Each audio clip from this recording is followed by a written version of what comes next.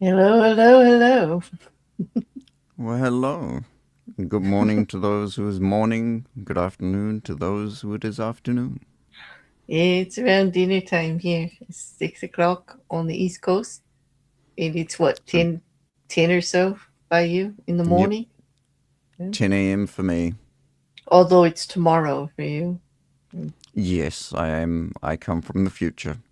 And I'm in yesterday land as far as you're concerned. Is Mm-hmm. that does that mean I'm always a little behind? Like, come to think of it. Yeah, Wow. Mm, it's okay. thank you. Not much I can do about it on this side of the world. Yeah. So, well, we got a good one today, huh? That we do. This one is quite an interesting one because I think, as we talked about before, it's not. We don't necessarily consider it a proper law. No, we just had that discussion, didn't we? Um, Yeah.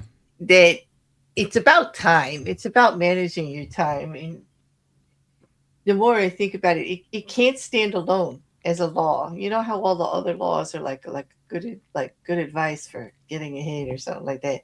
It is not wrong that this is good advice. It is good advice, but it's almost like you need something else with it to get Yeah. anything. You know, and so it's more like an addendum or an A add-on or supplement. an all supplement. Yeah. So I just wanted to chastise It's Robert that Greene for that. fiber to help the other laws, you know, move properly. Oh, very clever, very clever. But yeah, I know I get it. It just felt off to me that it's like not something that has to be like that could work 100% on its own. Although there's great advice about it, you know, especially when we're we're talking about our personal power, you know. Having Mm-hmm. mastery over our own time or timing itself is definitely a plus in managing Absolutely. our own personal power for sure. And it Mm-hmm. absolutely contributes to getting anything done in any other realm too, including the dog eat dog world, the 48 laws of power seems to address Yes. continuously. Um, yeah, Hey, so like, Purple. yeah. Hey, Hey, Marty. Otherhood. Hey, Grace Case. It's good to see everybody. Mm-hmm. Yeah, interesting topic today. For you want Yes. to, yeah, yes. I guess we should just get right into it then, because although it Yes. seems like there's not a lot to cover about it, the more we talk about it, the more there seems to be. Like it just keeps expanding. Last night when I went to bed after doing the slides, I was thinking, oh, this is just gonna be like so quick and so simple. And then when I woke up this morning and we started talking about the stream, it got rather expanded, didn't it? We started talking, Mm. and that happened from a, and do you mind if I say like why we started talking so in depth about it? Like Yeah, absolutely. it it Go ahead. started from an X post. Like I always promote the stream, right? And Mm-hmm. a creator on YouTube who I'm very I'm friendly with and actually enjoy their content very, very much. Charlie Dave Rollins, had answered on there that he had done something about power before, and it wasn't so much about power in time, but it was about power and violence, and it was Yes. about a particular book in 1970 that I forget the author's name. It was Hannah something or other. I think it Ardet. I think I'm not know if I'm pronouncing it right, but he did this whole video about it, and I found it very interesting. I listened to it before I talked to you, and I was like, Mm.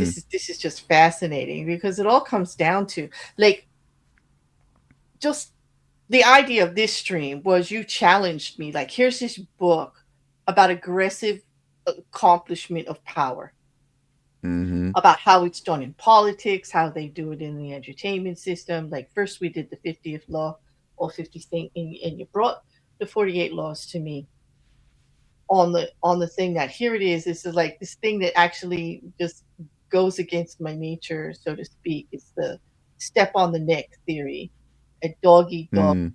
that you just got to be brutal to get anywhere in life. And I don't subscribe to that. Like as you know, it's so the tossing the challenge at me. How can we make this more like there's good advice in here. Like when you read it, you can see that there's good things in there. You know where it's coming from. You know, there's a lot about history in there and how this was done. You can see the movement even in 2026 of politicians and entrepreneurs and entertainers and influencers. And you get how it's done.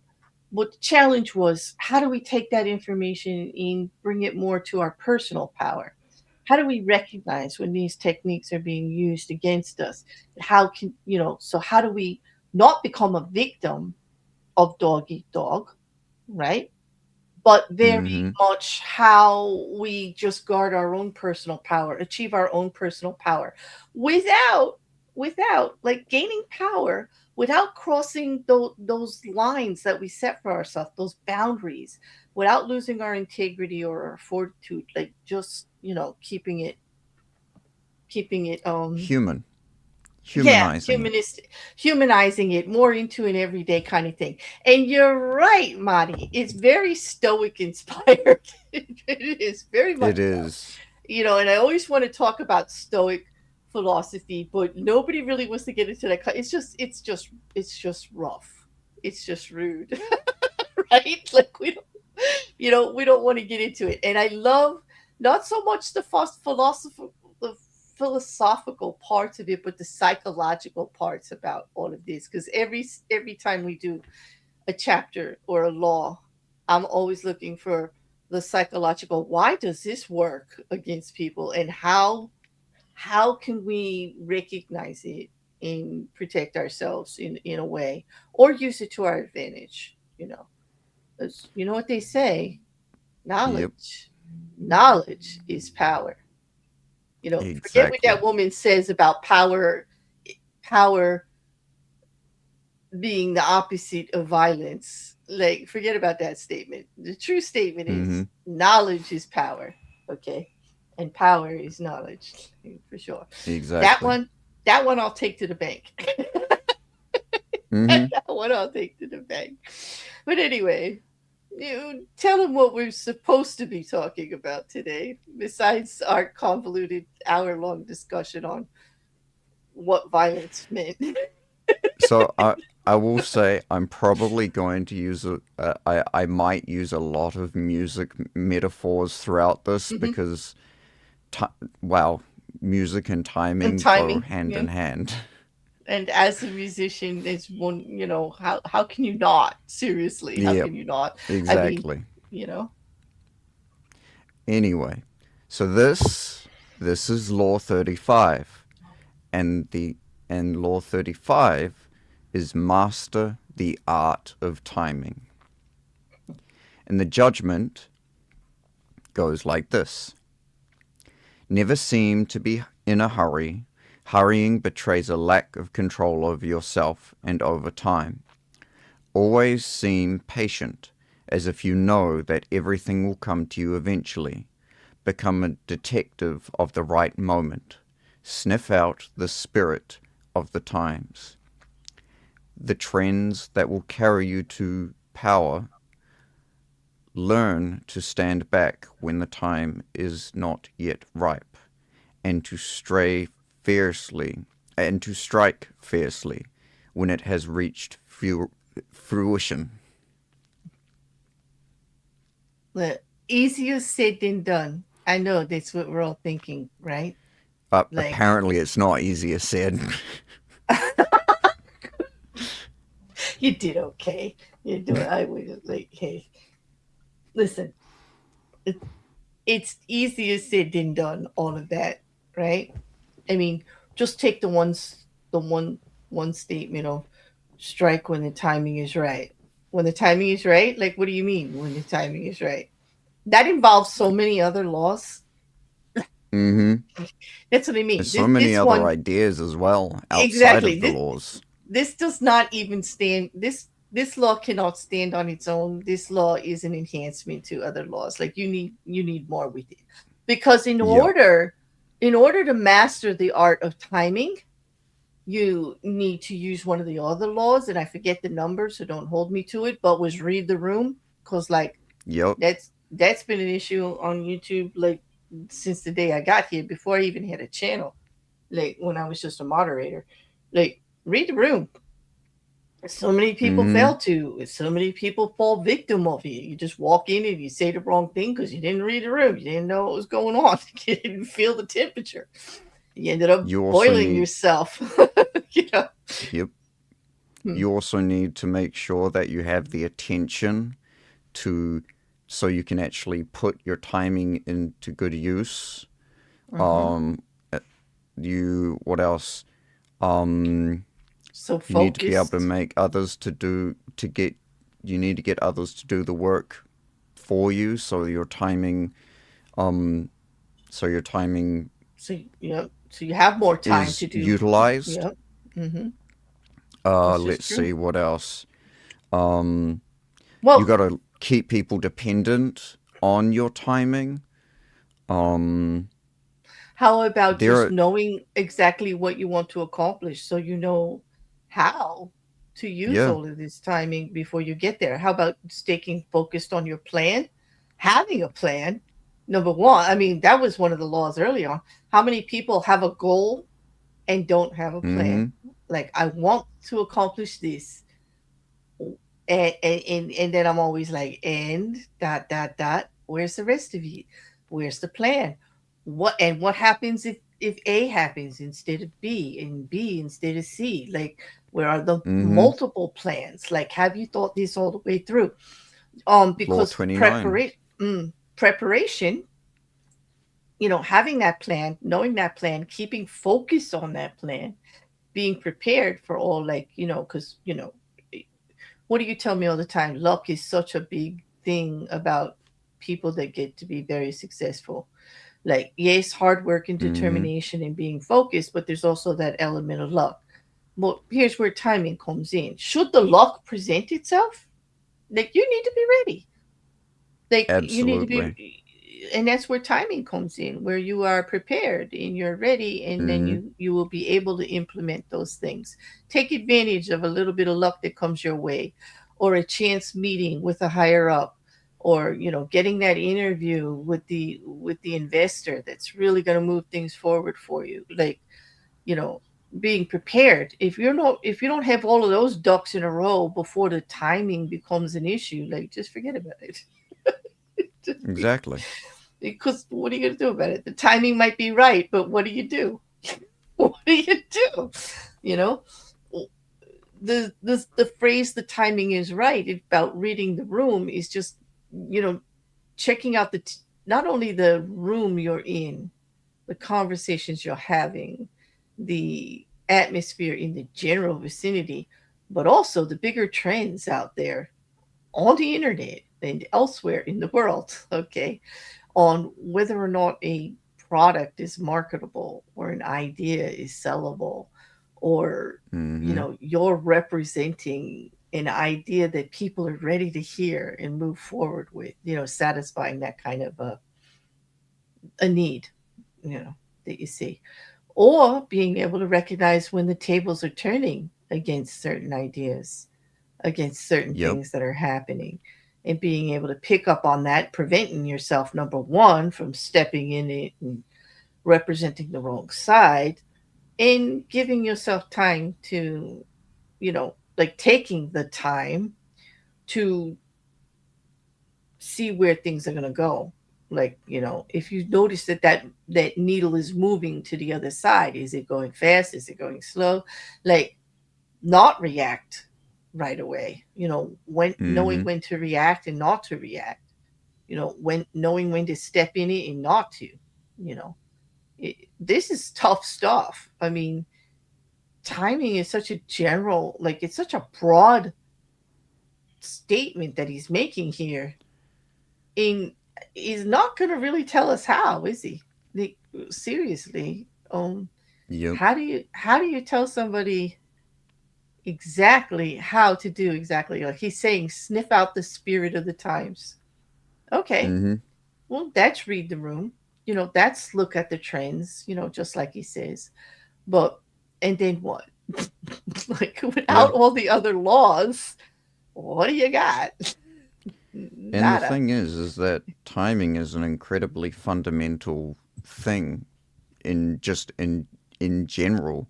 The way the everything has a sense of timing to it, from a conversation to a really great example apart from music is what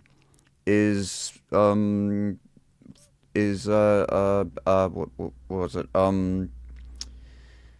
fighting competitions, like UFC, boxing. They talk Hmm. about timing and whether or not they're leading it, or whether or not how they're playing on the other person's timing, um, and keeping that timing. Because Hmm. if for instance some if for instance like in our conversation, one of us changed our timing in how we spoke, um, or how we responded, it would it would genuinely be jarring. It it Hmm. it would absolutely be jarring, and Hmm. that and that once that comes absolutely into timing, Hmm. and Absolutely. it can actually cause a lot of discomfort in like, say for instance, conversations. If your timing's not quite right when you're talking to someone who you're, say, trying to um, uh, uh, negotiate a deal with, Hmm. you're going you're going to completely throw them off, and you might Right. even ruin every chance you have. exactly. That's why it's like you have to align your actions with timing or the rhythm of events going on around you, like social trends, public opinion, institutional cycles, the boardroom, um, Mm-hmm. making sure like you're riding the wave of that current instead of fighting against it. Like, Yep. instead of setting yourself back, maybe like that you're still um, moving forward. So Mm-hmm.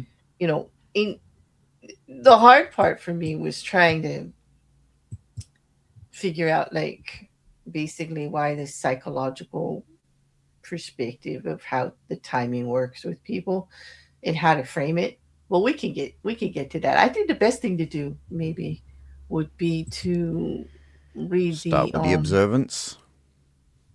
mhm, yeah.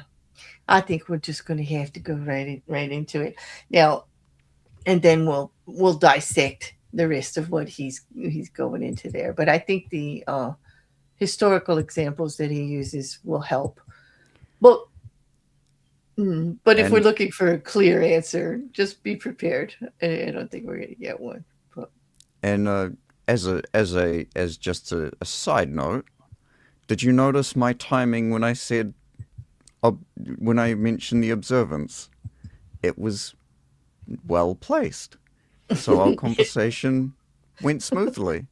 Or if I had just said it at a random place when you were talking, it would have been like, what? yes, it was good. Timing in It was. action. It just I expect nothing less from a musician. Yeah. I, okay. Okay, so the observance of the law. This is going to be another French one, so I'm going to butcher as many words as I possibly can and probably start calling someone a completely different name. You're yeah. just going to have to live with it. Yes. Yes. It's like, like I said, put all of the recommendations of proper pronunciation of any of the names in the comments. We'd love to hear from you. And Rekkr will answer those directly himself. Or just delete your comment. I. No, we don't delete comments. Well, yes, we No. do. We actually delete bots in nasty perverts. We definitely delete those. Yeah, Hmm. yeah. Okay.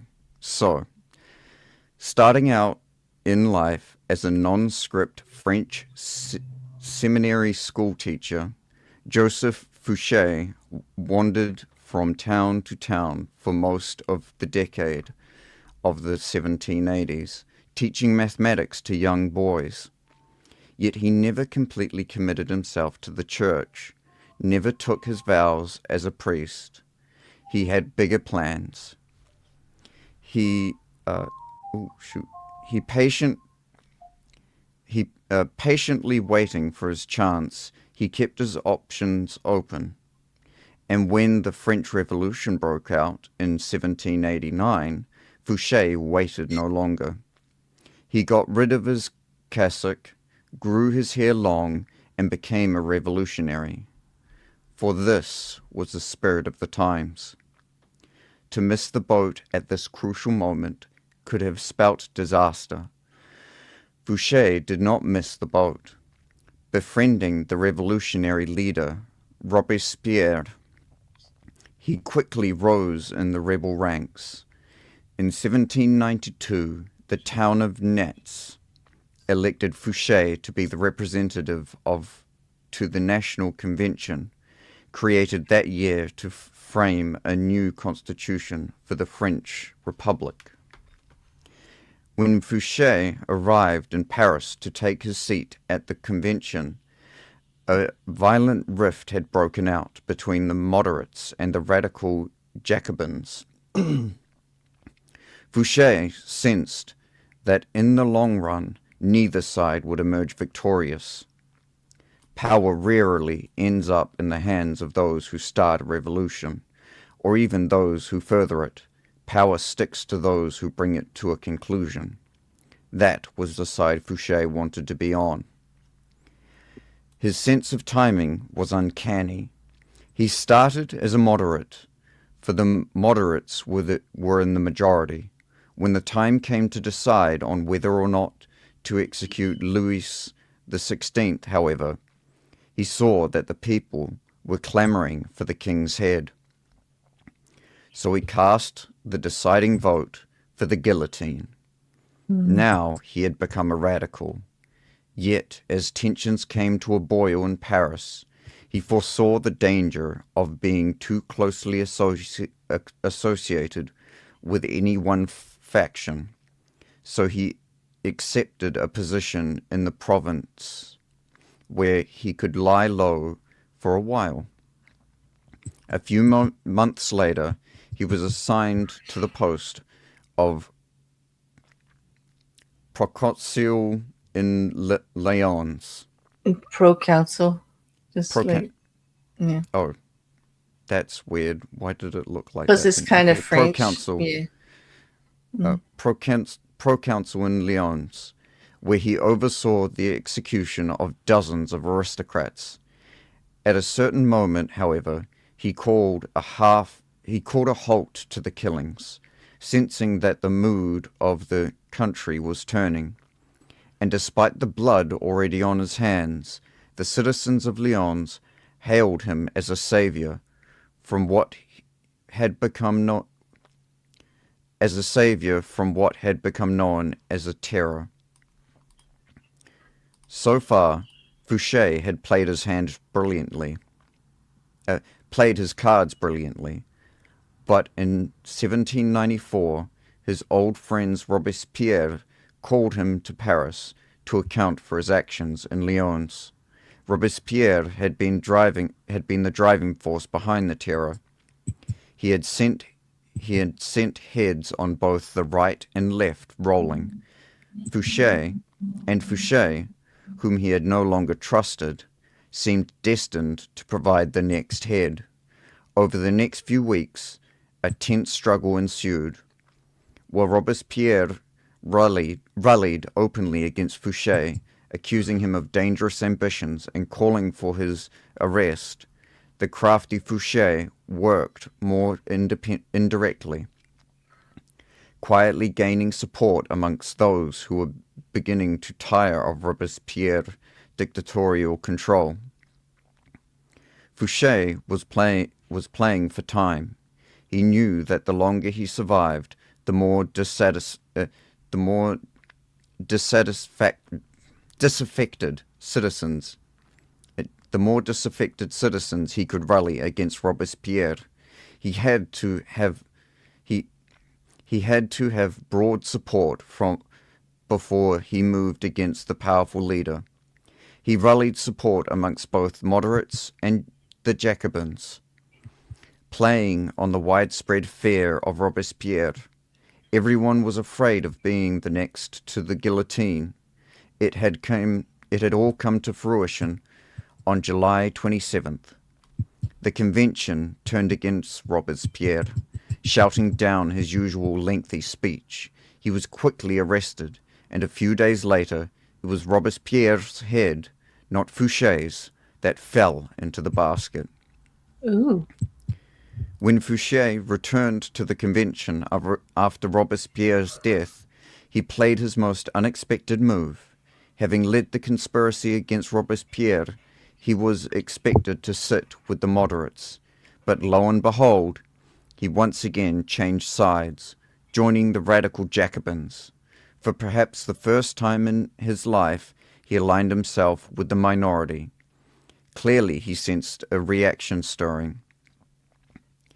He knew that the moderate faction that had executed Robespierre and now was about to take power would initiate a new round of terror, this time against the radicals. In siding with the Jacobins, then Fouché was sitting with the martyrs of the days to come, the people who would be considered blameless in the troubles that were on their way. Taking sides with what was about to become the losing team was a risky gamble. Of course, but Fouché must have calculated he could keep his head long enough to quietly stir up the populace against the moderates and watch them fall from power.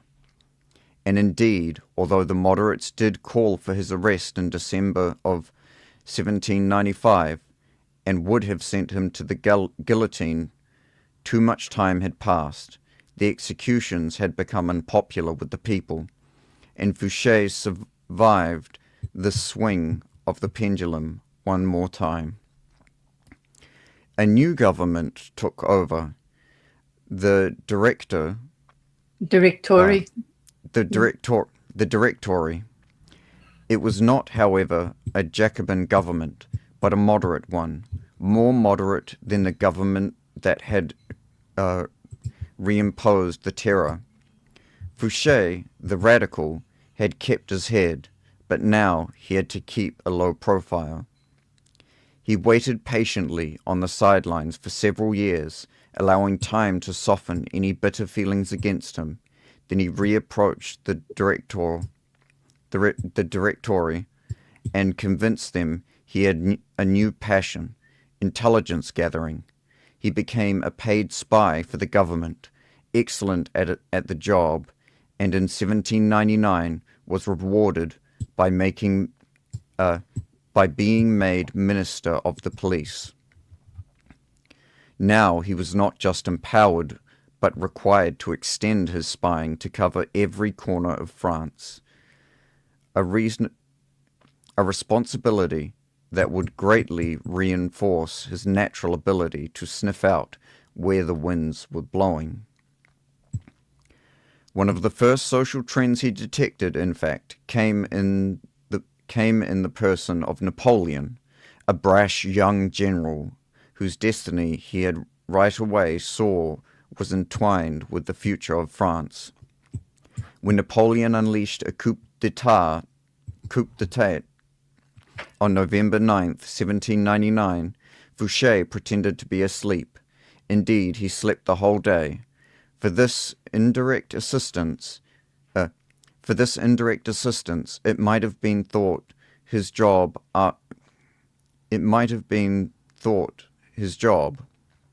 After all, to prevent a military coup. Napoleon kept him on as a minister of police in the new regime. Over the next few years, Napoleon came to rely on Fouché more and more. He even gave the former revolutionary a title, Duke of Otranto,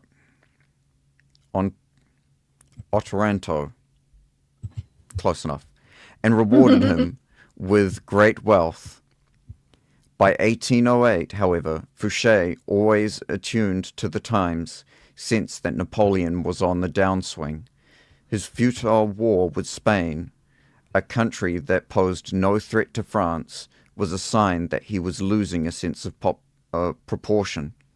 Never one to be caught on a sinking ship, Fouché conspired with Talleyrand to bring about Napoleon's downfall.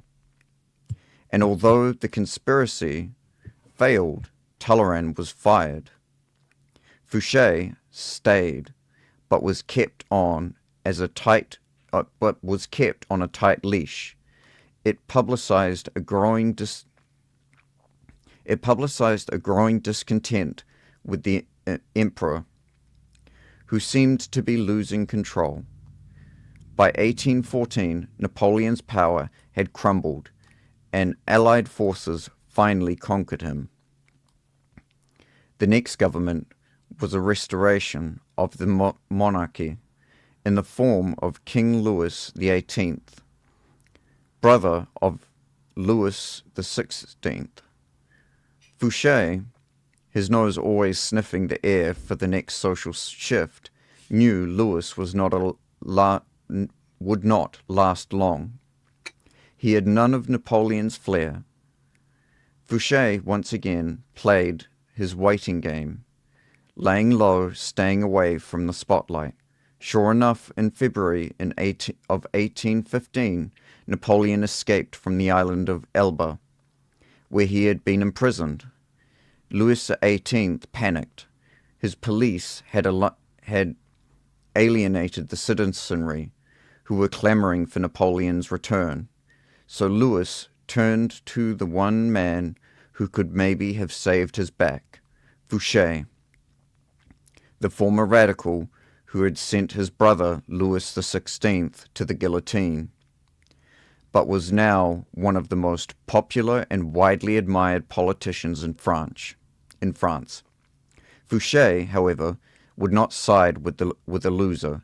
He refused Louis's request for help by pretending that his help was unnecessary, by swearing that Napoleon would never return to power, although he knew otherwise. A short time later, of course, Napoleon and his new citizen army were closing in on Paris. Seeing his regime about to collapse, feeling that Fouché had betrayed him, and certain that he did not want this power and did not want this powerful and able man on Napoleon's team, King Louis ordered the minister's arrest and execution. On March 16, 1815, policemen surrounded Fouché's coach on a Paris boulevard. Was this finally his end? Perhaps not. Perhaps not immediately. Fouché told the police that an ex-member of government could not be arrested on the street. They fell for the story and allowed him to return home. Later that day, though, they came to his house and once again declared him under arrest. Fouché nodded, but would the officers be so kind as to allow a gentleman to wash and to change his clothes before leaving his house for the last time? They gave their permission. Fouché left the room, and the minutes went by. Fouché did not return. Finally, the policemen went into the next room, where they saw a ladder against an open window, leading down to the garden below. That day, and the next, police combed Paris for Fouché, but by then Napoleon's cannons were audible in the distance, and the king and all of the king's men had to flee the city. As soon as Napoleon entered Paris, Fouché came out of hiding. He had cheated the executioner once again. Napoleon greeted his former minister of police and gladly restored him to his old post. During the 100 days that Napoleon remained in power, until Waterloo, it was essentially Fouché who governed France. After Napoleon fell, Louis XVIII returned to the throne, and like a cat with 9 lives, Fouché stayed on to serve in yet another government. By then, his power and influence had grown so great that not even the king dared to challenge him. This man, I, he, Hey, I, this man, I'm going to say it, this is a terrible example, but not because he doesn't use timing poorly. He uses timing perfectly, and it's absolutely perfectly. This man is just ridiculously lucky. There is yes. no way an ordinary person with no amount of luck would achieve or be able to do I know, these survive. feats Yeah, and survive. yeah. This man has maxed out his charisma. He has maxed out his conversation. Mhm, If you've ever played like those games where you can pick dialogue mhm, trees, this man mhm. has all of the dialogue trees plus the hidden ones available. This man is a menace. The fact that he actually bested Talleyrand is amazing. Like, yeah, uh, that surprised me. That Yes. surprised me. But yeah, I mean, because everybody that he's stabbing in the back comes back to power, so like he has to face them. But somehow or And another, they and they just go along with it. yeah, they're just like, oh yeah, you tried getting me killed. You basically stabbed me in the Yeah, back. yeah, yeah. Water Louis under the the bridge. Louis the What's a little 18th. backstabbing between Yeah, buddies? Louis the 18th didn't trust him before Napoleon came back. He wanted him. He wanted him gone. And then Napoleon comes back and then falls again, and Louis the 18th is back in power and just goes, "Oh, okay. Yep. How you doing, old friend?" It's like, yeah, Yep. sure. Yep. This man is. Whew, Yeah, there's glad he's something not to alive today. yeah, there's something to be said about in the art of war, which just as a sidebar, where they actually, if you have worked in the regime of the previous power when you take over, they're all gone. Just get rid of them all. You don't Yeah, bring any of it's them into your fold. You're just like, oh, you were with the other guy, you're out. Like, yeah. no, no, but You not should here. yeah. In the normal He's going into every team. He's on all the teams. Like, Yep. yes. In the normal in the normal in the normal ideas of warfare and this kind of power, you when you take over, you obliterate not just the leaders, but their family as well. That is Yeah, how far yeah. you take things. And this guy survived. Mm-hmm. He This did. man survived, not only survived, but thrived. Yeah. And it was all a matter of timing. He definitely was reading the room. He was picking up on like about within the revolution when people were getting tired of the terror of everybody worrying about whose head was coming off next, like, and just deciding it was too much. Like he was reading the room that something big was going to happen. You know, And He- knowing exactly how to take advantage of the timing. yeah, pretty clever. That part he got lucky with because it could have went the other way. I mean, Any ordinary person would not have been able to take advantage of the situation like that. yeah. There is no way in hell.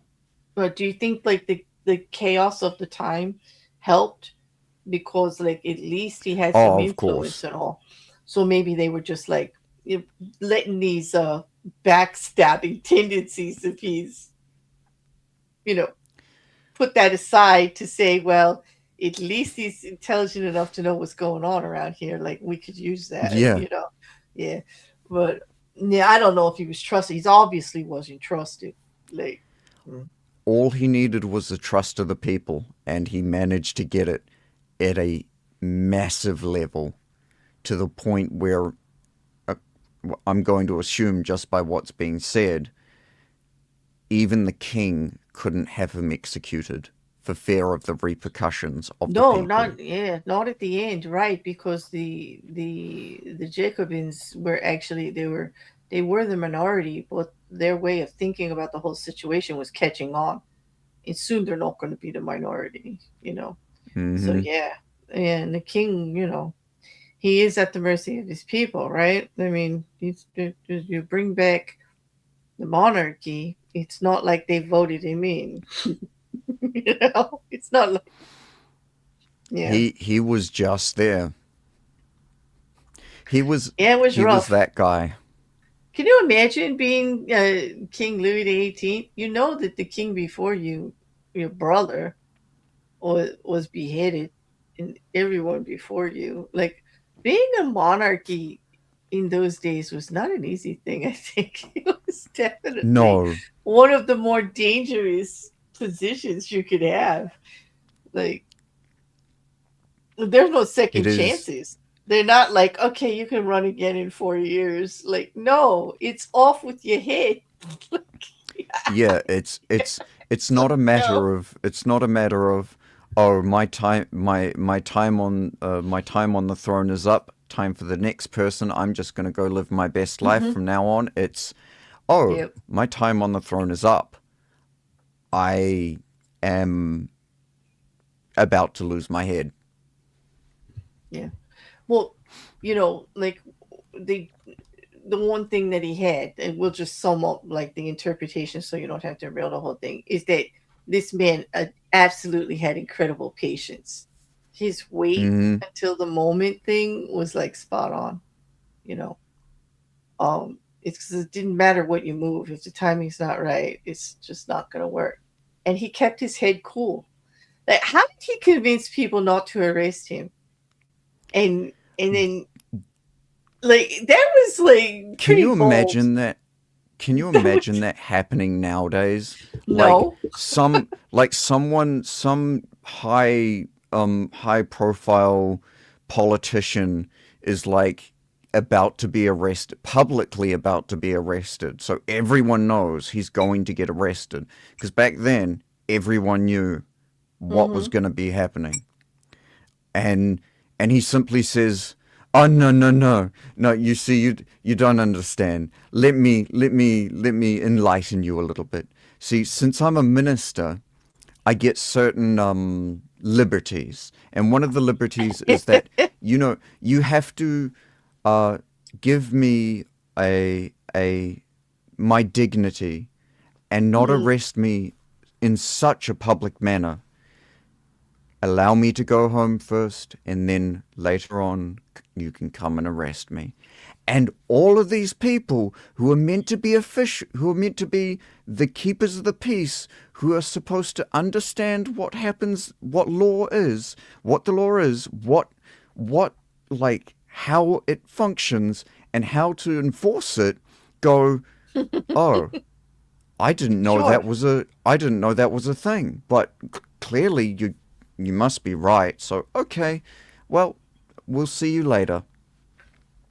It would never happen now. I mean, that's some real power to convince people they don't know what they should know, like, and This just like they go with it.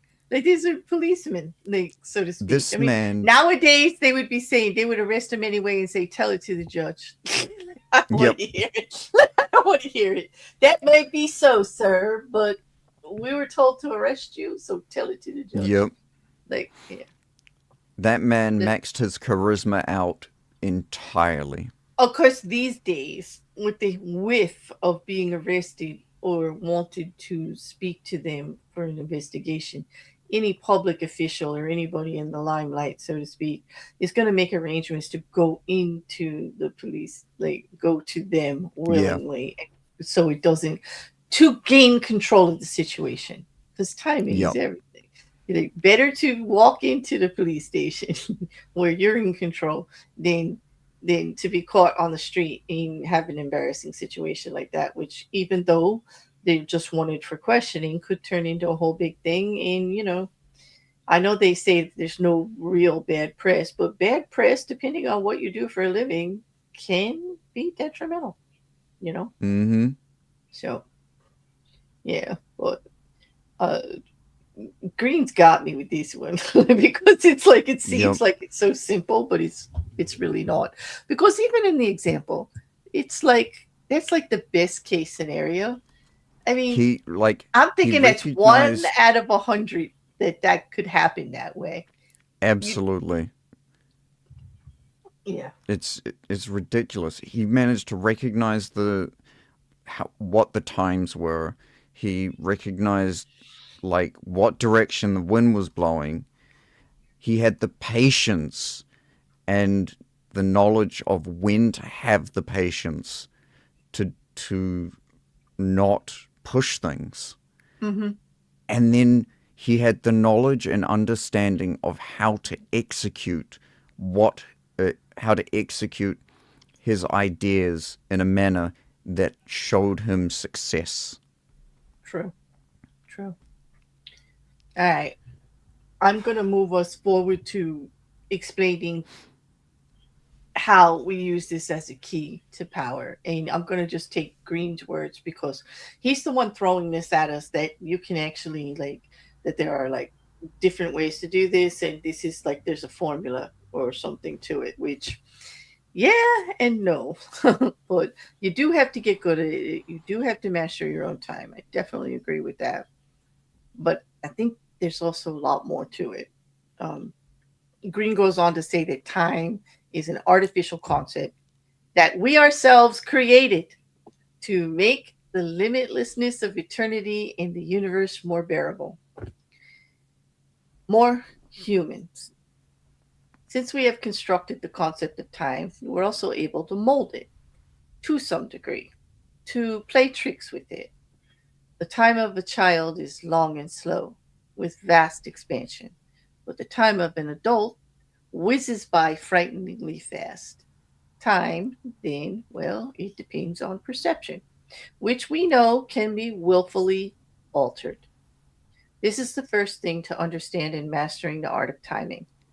If the inner turmoil caused by our emotions tends to tends to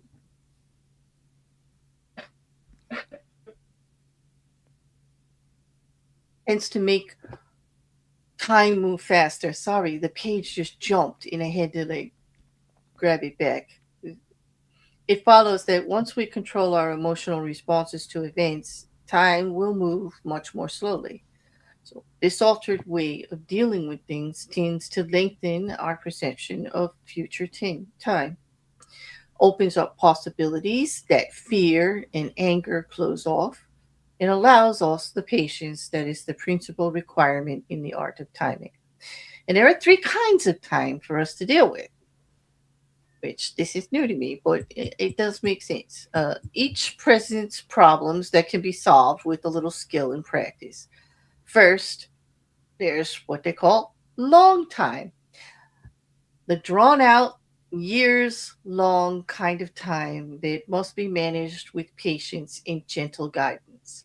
Our handling of long time should be mostly defensive. This is the art of not reacting impulsively, of waiting for opportunity. Okay. The next is forced time, and that's short term time that we can manipulate as an offensive weapon, upsetting the timing of our opponents. And finally, there is end time, when a plan must be executed with speed and force. We have waited and found the moment and must not hesitate. So he gives us examples of each one of these um, with history. So These for are long, kind of like long time is sort of like the entire song. Short time is like each measure of the bar, and then the end time is the conclusion to the song. uh, yeah, that makes sense. Hmm. That does. Yeah. So for a long time, we can talk about the famous 17th century Ming painter Chu Yong. It relates a story that altered his behavior forever. Late one winter afternoon, he set out to visit a town that lay across the river from his own. He was bringing some important books and papers with him and had commissioned a young boy to help him carry them. As the ferry neared the other side of the river, Chu Young asked the boatmen if they would have time to get to the town before its gates closed, since it was a mile away and night was approaching. The boatman glanced at the boy and at the bundle of loosely tied papers and books he carried, and he said, "Yes, if you do not walk too fast." As they started out, however, the sun was setting. Afraid of being locked out of the town at night, prey to local bandits, Chow and the boy walked faster and faster, finally breaking into a run. And suddenly, the string around the papers broke, and the documents scattered on the ground. It took them many minutes to put the packet together again, and by the time they had reached the city gates, it was too late. When you force the pace out of fear and impatience, you create a nest of problems that require fixing, and you end up taking much longer than if you had taken your time. Hurriers may occasionally get there quicker, But papers fly everywhere, new dangers arise, and they find themselves in constant crisis mode, fixing the problems that they themselves have created. Sometimes not acting in the face of danger is your best move. You wait, you deliberately slow down. As time passes, it will eventually present opportunities you had not imagined. Oh, so it's all about waiting. And that involves controlling not only your own emotions, but those of your colleagues, whose mistakes, who mistaking action for power may try to push you to making rash moves. In your rivals, on the other hand, you can encourage the same mistake. If you let them rush headlong into trouble while you stand back and wait, well, you'll find ripe moments to intervene and pick up the pieces. So, wise policy was principal strategy of the great early 17th century emperor Taku, Takugawa Ieyasu of Japan. When his predecessor, the headstrong Hideyoshi, whom he served as general, staged a rash invasion of Korea, Ieyasu did not involve himself. He knew the invasion would be a disaster and would lead to Hideyoshi's downfall. Better to stand patiently on the sidelines, e- even for many years, and then be in a position to seize power when the time is right. Exactly what Ieyasu did with great artistry. He did not deliberately slow time down to live longer or to take more pleasure in the moment, but the better to play the game of power. First, when your mind is uncluttered by constant emergencies, you will see further into the future. And second, you'll be able to resist the baits that people dangle in front of you and will keep yourself from becoming another impatient sucker. And third, you'll have more room to be flexible. Opportunities will inevitably arise that you had not expected and would have missed had you forced the pace. Fourth, you will not move from one deal to the next without completing the first one. To build your power's foundation can take years. Make sure that foundation is secure. Do not be a flash in the pan. Success that is built up slowly and surely is the only kind that lasts. And finally, slowing time down will give you a perspective on the times you live in, letting you take a certain distance in putting you in a less emotionally charged position to see the shapes of things to come. Hurriers will often mistake surface phenomenon for a real trend, seeing only what they want to see. How much better to see what is really happening, even if it's unpleasant, or makes your task harder. Hmm. Isn't it good advice? Mm-hmm. And it puts a little bit of light on it. Like it's not always great to make a fast move, especially if you Exactly. don't know, if you don't have a good plan on what's going to happen with it, you know. Mm-hmm. And now we talk about force time. This is good. The trick in forcing time is to upset the timing of others. So to make them hurry, to make them wait, to make them abandon their own pace, to distort their perceptions of time. By upsetting the timing of your opponent while you stay patient, you open up time for yourself, which is half the game. In 1473, the great Turkish Sultan Mehmed the Conqueror invited negotiations with Hungary to the end of the off and on again war the two countries had waged for years. When the Hungarian emissary arrived in Turkey to start the talks, Turkish officials humbly apologized, for Mehmed had just left Istanbul, the capital, to battle his longtime foe, Uzun Hassan. But he urgently wanted peace with Hungary and asked that the emissary join him at the front. When the emissary arrived at the site of the fighting, Mehmed had already left, moving eastward in pursuit of his swift foe. This happened several times. Wherever the emissaries stopped, the Turks lavished gifts and banquets on them in pleasurable but time consuming ceremonies. Finally, Mehmet defeated Uzun and met with the emissary. Yet his terms for peace with Hungary were excessively harsh. After a few days, the negotiations ended, and the usual stalemate remained in place. But this was fine with Mehmet. In fact, he had planned it that way all along. Plotting his campaign against Uzun, he had seen that diverting his armies to the east would leave his western flank vulnerable. To prevent Hungary from taking advantage of his weakness and his preoccupation elsewhere, he first dangled the lure of peace before his enemy, then made them wait, all on his own terms. Making people wait is a powerful way of forcing time, as long as they do not figure out what you are up to. You control the clock. They linger in limbo and rapidly come unglued, opening up opportunities for you to strike. The opposite effect is equally powerful. You make your opponent hurry, start off your dealings with them slowly, then suddenly apply pressure, making them feel like everything is happening at once. People who lack the time to think will make mistakes, so set their deadlines for them. This was the technique Machiavelli admired in Caesar Borgia, who, during negotiations, would suddenly press vehemently for a decision, upsetting his opponent's timing and patience. For who would dare make Caesar wait?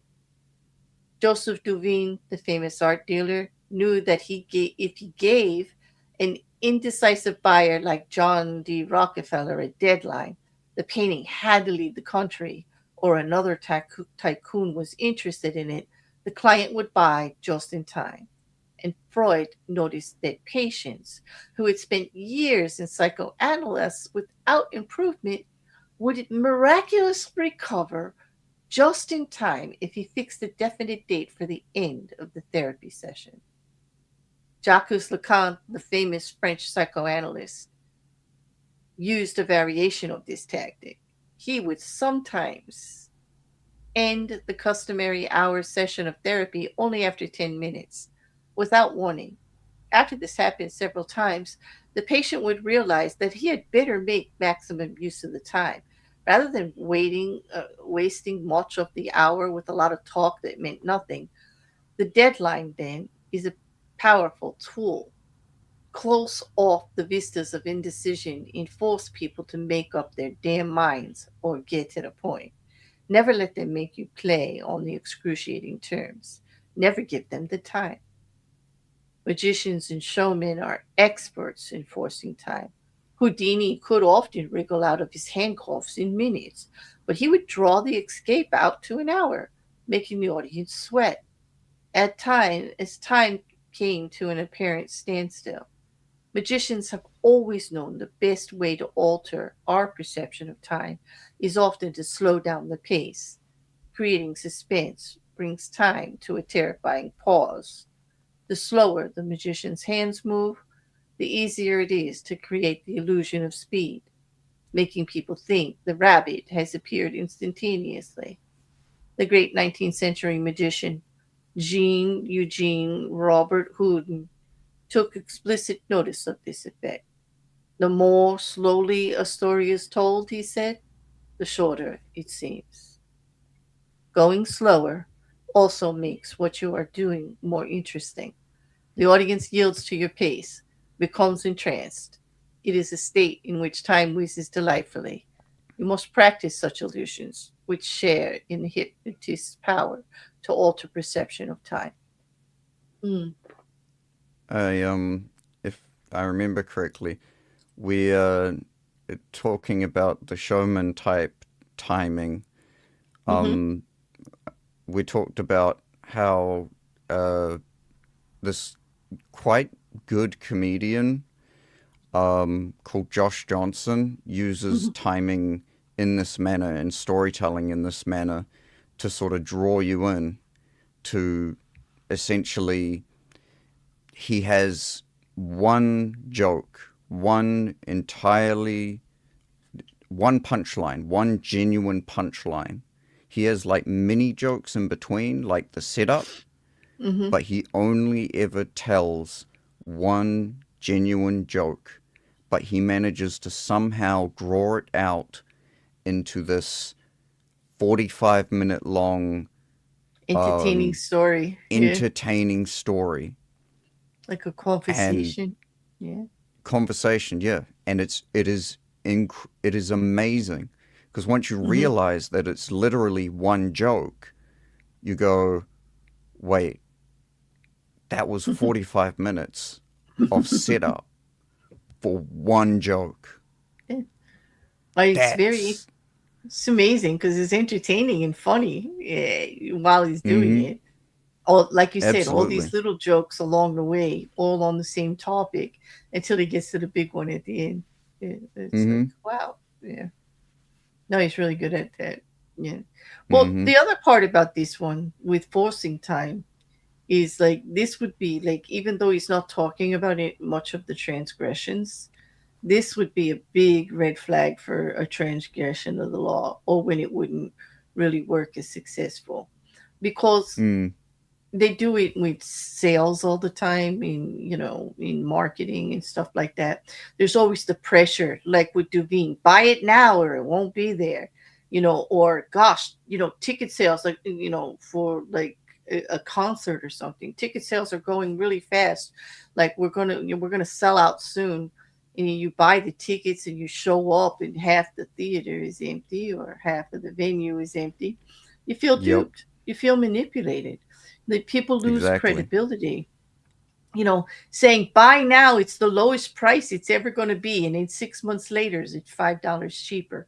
Like you feel duped, you feel manipulated, and you lose faith in the product or the person selling it, or the market in general. And that's hard to get back once they lose you. You lose your credibility that way. You know, Oh, absolutely. yeah.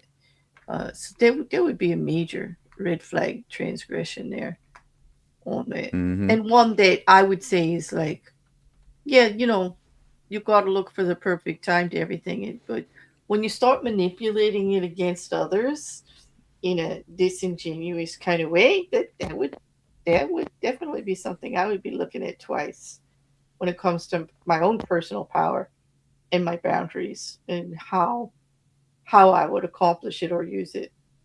And it would definitely 100%. come into play, right, in how you protect yourself from it. Like if I see that stuff Mm-hmm. going on, I'm just like, you know, people lose credibility. You know, If someone's trying to rush you, maybe tell there's a them, reason. Yeah. you're gonna take some time. It's because clearly Hmm. having control of your own time is incredibly important. It is, and you need time to make decisions. And anybody that's not giving you that time, like, what is their fear there? Like, why What's are your they being so aggressive? Like, what's going on here? yeah, Yeah. what's their motivation to try and get you to make a decision right away? Because it's definitely not in your best interest, obviously. You know. Mm-hmm. So yeah. And that doesn't mean take all the time in the world. I mean, listen, we're not advocating you sit on your haunches here. Actually, it's the opposite. Like, you have to read the room and you have to know when to act. We're just saying don't act so spontaneously, so erratically, or so impulsively. You take time. Exactly. Take the time to sit back. You know. Mm-hmm. So the last type of time he talks about is the end time with examples. You play the game with the utmost artistry, waiting patiently for the right moment to act, putting your competitors off their form by messing with their timing. But it won't mean a thing unless you know how to finish. Hmm. Do not be one of those people who look like paragons of patience but are actually just afraid to bring things to a close. Patience is worthless unless combined with the willingness to fall ruthlessly on your opponent at the right moment. You can wait as long as necessary for the conclusion to come, but when it comes, it must come quickly. Use speed to paralyze your opponent. cover up any mistakes you might make, and impress people with your aura of authority and finality. With the patience of a snake charmer, you draw the snake out with calm and steady rhythms. Once the snake is out, though, would you dangle your foot above its deadly head? There is never a good reason to allow the slightest hitch in your edge game in your end game. Your mastery of timing can really only be judged by how you work with end time, how you quickly change the pace and bring things to a swift and definitive conclusion. In you and I had talked about this prior, right? Mm-hmm. That with this whole thing, with this whole thing about time, you can't. You also use time as a cover for your fear or your procrastination, your lack of a plan, your insecurities. A lot of people do. A lot of people use that it's not the right time or I didn't get the opportunity as a cover for the fear in the lack of planning or security and pushing forward. You know, they use it like an excuse. Exactly. Yeah. In That's what green is trying to get you not to do. Like there's a difference between waiting for the right moment and then just sitting back and waiting for things to happen, or having a Mm-hmm. well, if it happens kind of attitude, or like whatever. In some cases that could be good, like, but not in pursuing of a goal or an endeavor that you're really invested in, you know. Yep. Exactly.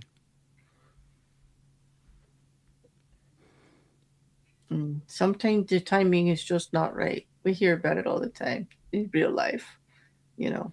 Yes. And sometimes the timing is perfect, but you just don't want to take it. If you're not prepared and ready, you can't, Mm-hmm. right? And Yep. that's why this particular law has to be combined with so many others.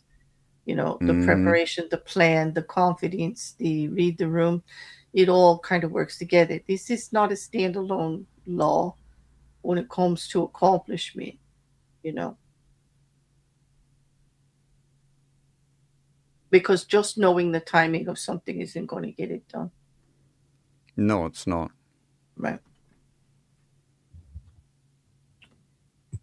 Oh, so what do we have? Do you want to read the quote and then I'll move this one on?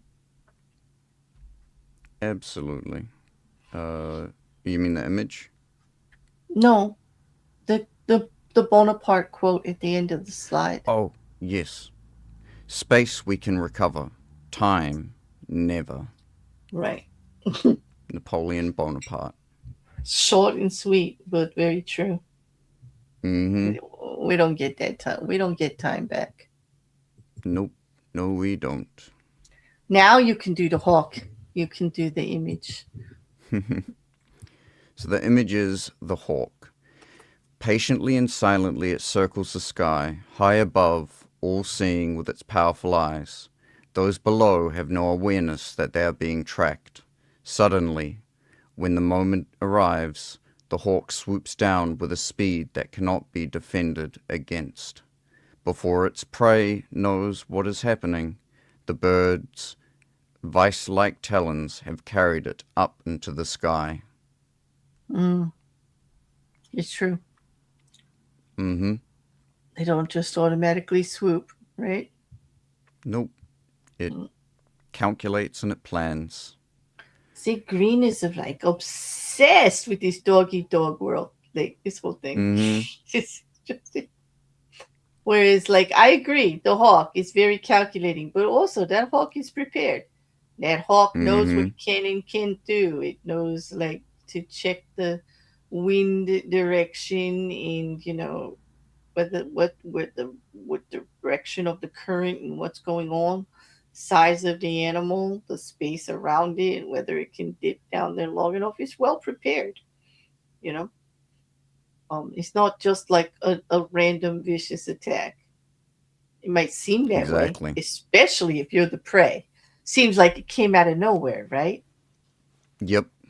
But nobody realizes that that hawk was sitting over there on the roof watching that prey for hours, Mm-hmm. maybe days, who knows, checking its routine, knowing what it's doing. Like, it's definitely biding its time. This is not just a random swoop and catch. So I think Exactly. the hawk is a perfect example, you know. Mm. And then we have the authority. There is a tide in affairs of men, which taken at the flood, lead on to fortune, omit all the voyage of their life. It shadow is bound in shallows and miseries.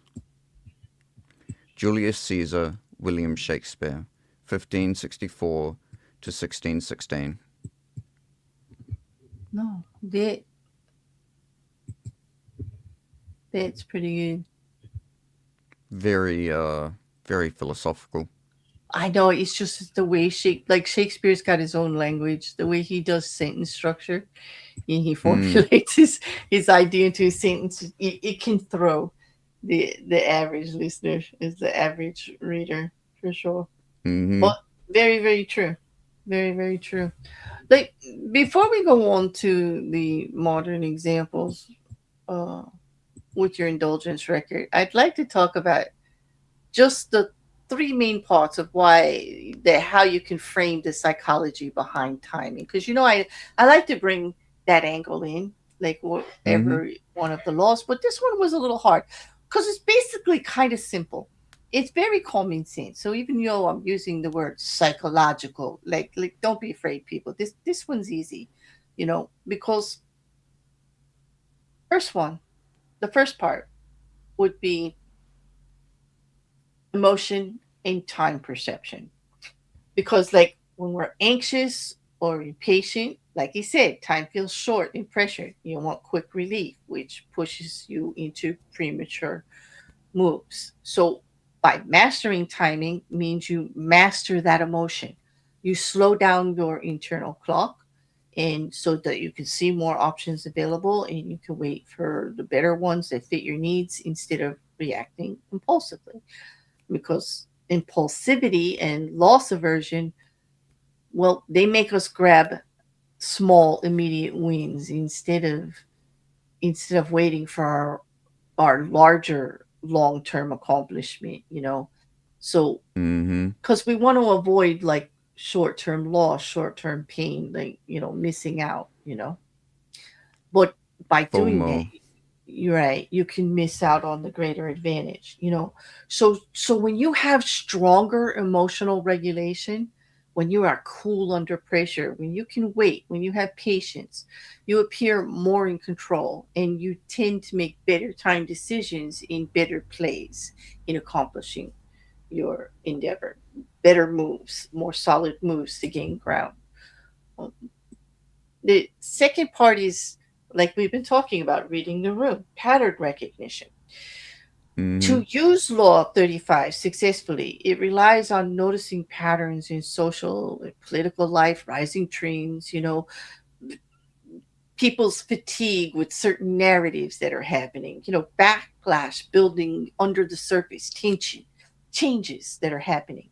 You know, Psychologically, that's about high situational awareness in theory of mind. But you're constantly asking yourself, how will people react if I react now? Like, what will be the consequence? What will be the reaction? What am I going to gain?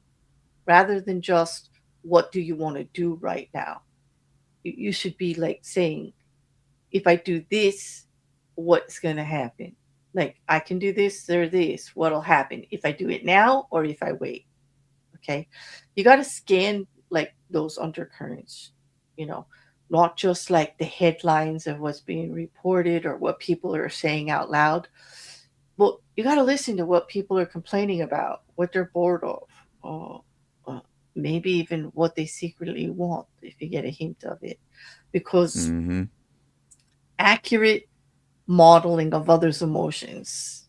Likely the reactions will let you choose a time when the environment naturally will amplify whatever move you're going to make instead of resisting it.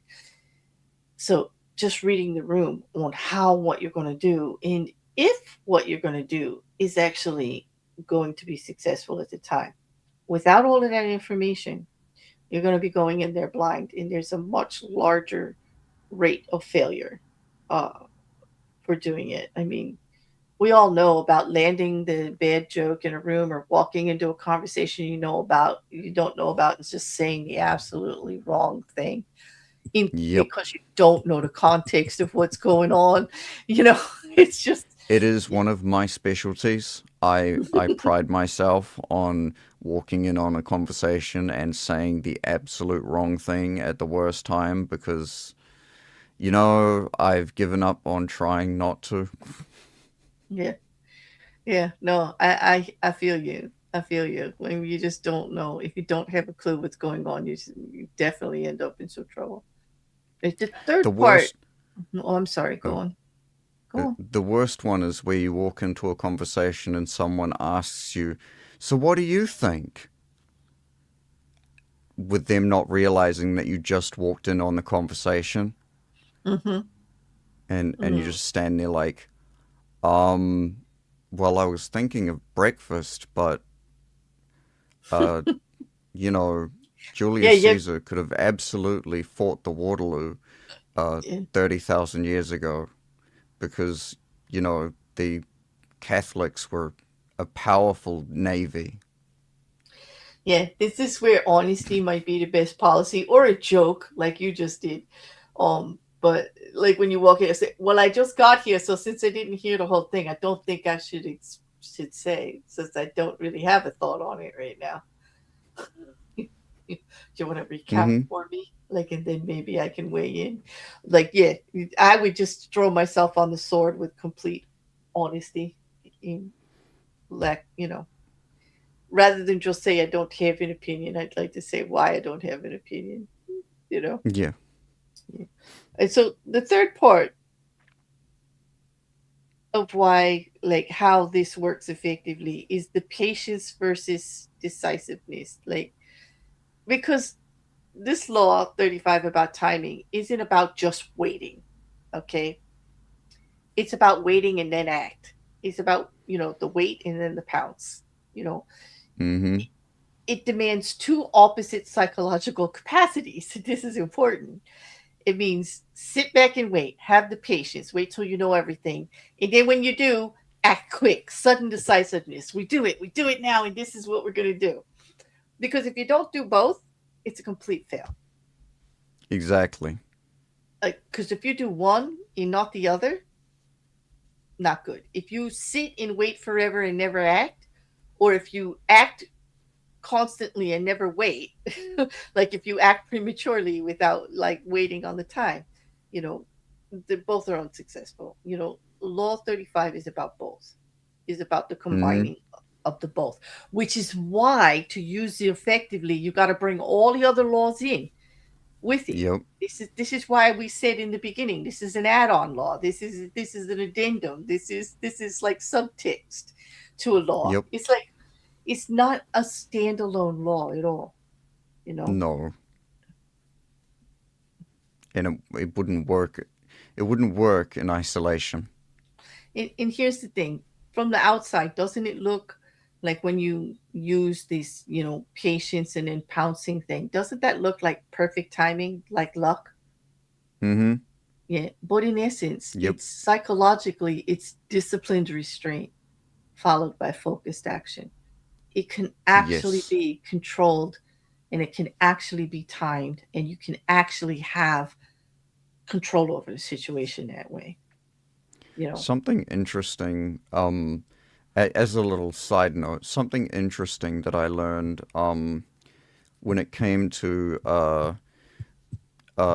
specifically music. I'm going to use music because that's just the thing that I can reference the best. Mm-hmm. Is this idea of happy little accidents. where musicians talk about, they were messing around with something and then they accidentally did this. Mm-hmm. Um, and that sort of is the sense that you get, especially from the story. If you heard the story that I read without the context of it being about timing, you would think that this is just a whole bunch of happy little accidents. Mm-hmm. But what people don't often talk about, and what people don't actually realize, is that um, there is a huge amount of deliberate intention within the construction of the events that occur. Mm-hmm. So, for instance, um, um, I can't remember the musician, but the guy who wrote "Toxic" for Britney Spears, I think. Oh, okay. Um, he was messing around with some instruments. I might be this might don't quote me because I might be talking about the completely wrong song, but if I remember correctly, he was messing around with some instruments and he says it like he accidentally just came up with this little tune. Do do do. But what you don't realize is that there is so much deliberate, um, intentional action that Uh-huh. happens around it, that it is I could see almost, that. It's not. It's yeah, like it's like a happy accident it worked, but your intention to find it is there. You're practicing every yes, day. You're working on your skill. You're trying different instruments. You're trying different leads. You're trying different note combinations. You're trying, different ins and outs of the whole thing. You are intentionally working towards this happy little accident at all times. You know, absolutely. so really the discovering of the happy little accident isn't really a happy little accident. It's the result of No applying yourself to the product, and searching for expertise. it and moving forward. Or and Yep. even just not even just expertise, because I think even a novice or somebody beginning with music can have a happy little accident and find something Oh, absolutely. extraordinary. But it's the process of the dedication and the application. You're right. You're And right. That how puts it often on you there. can actually and how often you can actually have that happy little accident, because it does require a vast amount of expertise and practice to be able Mm-hmm. to consistently have these happy little accidents, Exactly. Yeah. like the uh, uh not Robespierre, Fouché. Fouché Fauché. Yeah. clearly has a significant amount of expertise when it comes to communication, when it comes to uh, understanding how people act. And actually, now that I think about it, he it actually explains where all his expertise comes from, and it's actually kind of funny because at the beginning of the story, it says that he started off teaching children mathematics. And Exactly. what are some of the hardest creatures on earth to actually get to do what you want them to do is? Children. Children. Oh, So this they whole can be thing both actually, manipulative and manipulated at the same time. yeah, this whole thing, he was probably treating everyone like a child. And Yes. actually referencing how children work to achieve Well, everything. okay, I'm gonna be Which, now snarky that I here. think It's about it, politics after all. It might be dear French God, politics. It's politics. Of course he did. Of course, like, come on. Are they not just a bunch of children? Like, seriously. what Yeah, am I, chopped liver? I love that yeah, mate. yeah. I can't remember where that's from. I think, yeah, it might just be a delay in the stream. She probably didn't see yet, Marty. Anyway, but and also But he's loving the music references. Every time you bring it mm, up, he types music in the chat. I'm here for it because it is a good yeah, example. It is a very good example. But well, you are you can. ready?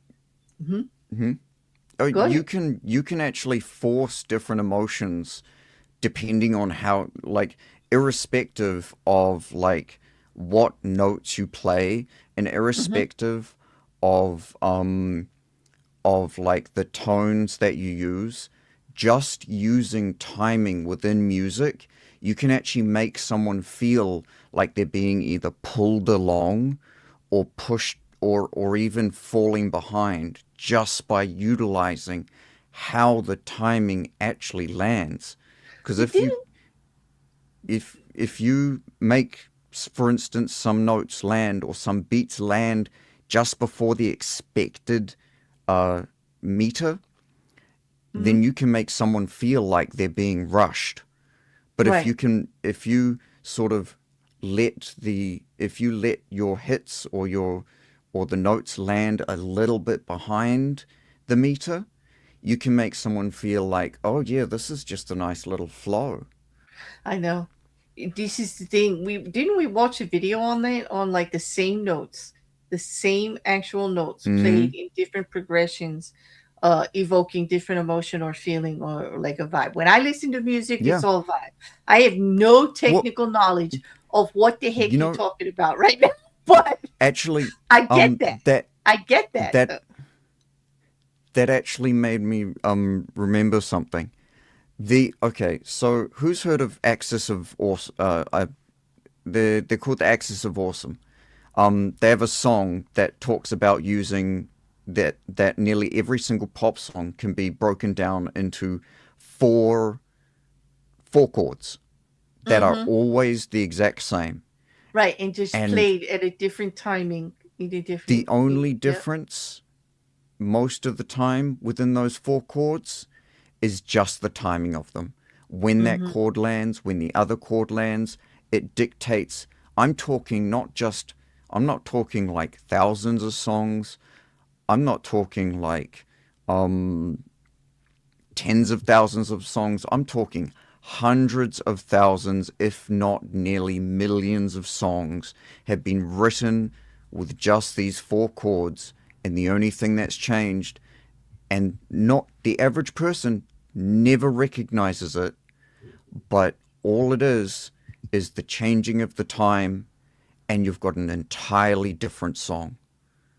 Hmm. Nearly every song you name, I guarantee, unless we're talking about bands that are like that aren't traditionally pop, then they're all broken down into four chords in the same progression, the same one after the other, the same sequence, just the timing changes, and you've got an entirely new song.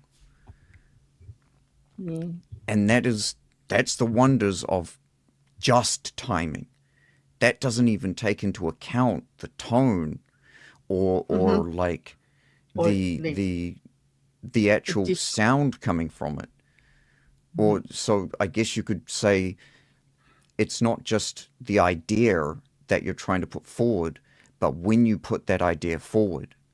So if you're trying to sell someone something and you go straight for the sale, well, Mhm. you're probably going to get them to say, "Go away. I don't want to buy that." Yes. But Don't.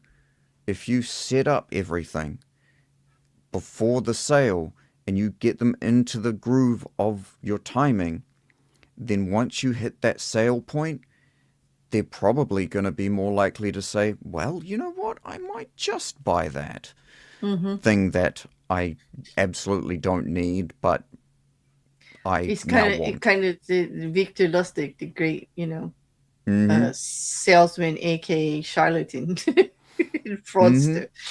Know your customer, like do Yep. the work ahead of time and stuff like that. But yeah, I posted the link for the Absolutely. video. I found it because I remember about that we were talking about that uh on a previous matter for the series Mm. book. So I put the link in there. It is interesting, you guys check it out because it's unbelievable how they just change a couple of notes. They can play any song. They all the Mm-hmm. same chords and just change the timing of it, All the same the feeling of. sequence. Mm-hmm. Yeah. Well, so Are you ready then for? Absolutely.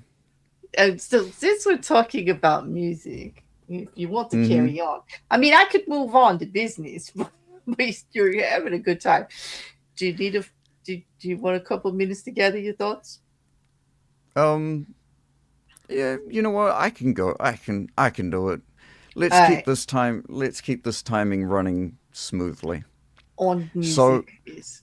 a continuing on with this pattern, this sequence, this rhythm, a perfect example of the manipulation of time.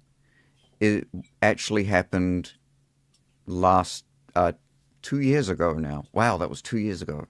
Mm, With the rap battle between Kendrick Lamar and Drake. Drake, as we all know, being one of the biggest pop idols in our current time, bar like Taylor Swift, and Kendrick being one of the greatest lyricists of our current generation. mm-hmm.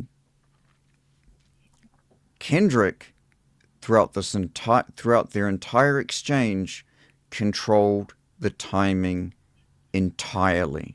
From the very first time he mentioned Drake in some sort of diss, or mentioned or dissed Drake, to the very end, he did things like he he dropped his first diss, and then let the time pass for Drake to respond. And then Drake dropped his. I can't remember if he dropped two of them or not. I think he only dropped one. Mm-hmm. But then Kendrick came along and dropped another diss. Like And immediately then, afterwards, like yep, no, no, yep, no, not yet, not yet. Um, and then Kendrick came along, and then Drake responded, and within, I think it only happened about 20-ish minutes after Drake responded to Kendrick's last diss. he dropped Kendrick it. dropped not one, but two more disses, one after the other, And absolutely destroying any momentum that Drake could have had with his own response. in not only with the timing of it, but with the fact that in context, those responses dealt with the previous diss because he worked on it.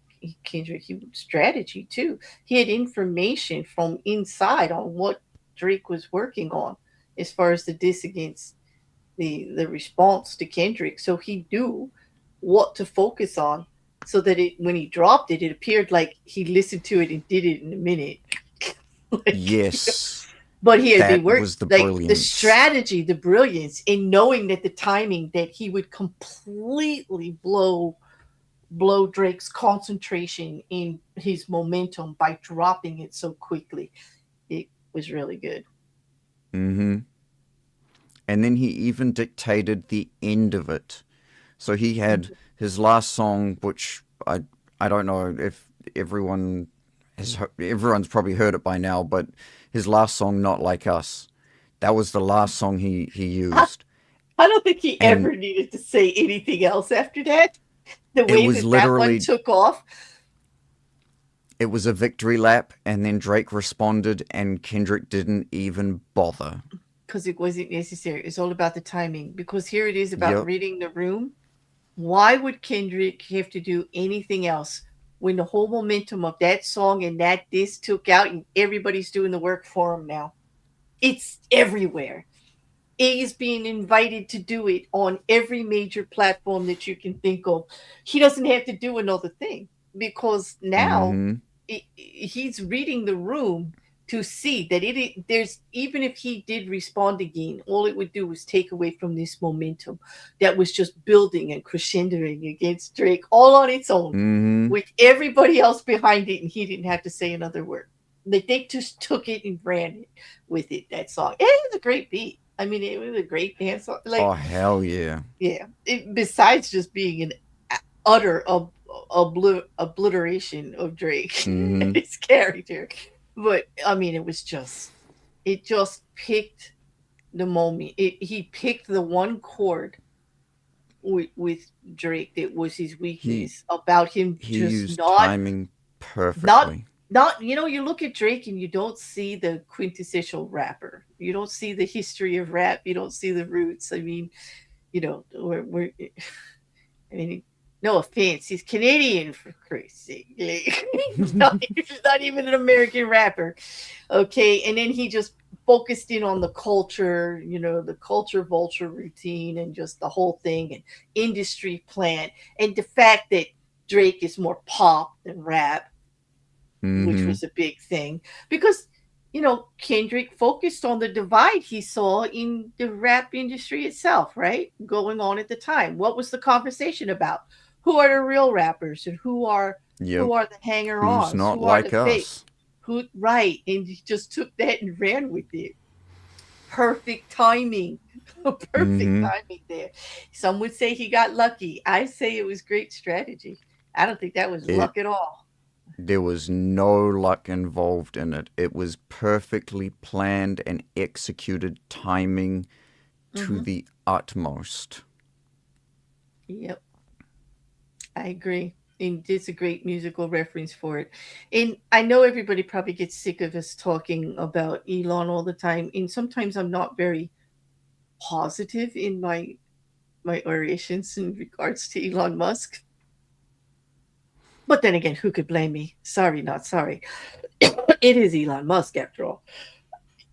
But one thing we cannot deny about Elon Musk is boy, can he read a room.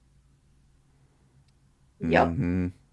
And boy, has he been able to actually pick up on some trends. I mean, his whole, bailing on companies, buying companies, getting money. He gets a lot of people to invest in his projects, including our government, like to astounding. It's not his own money that's in there. Well, even the whole thing with Tesla, banking on the fact that while everybody was talking about, green energy and, uh, climate change and we have to save the planet, he comes up with a way. And noticing the downfall in the buying of actual automobiles in some areas, His he timing when it came his to timing, releasing Tesla vehicles was immaculate. Like, I yeah, will never say it wasn't.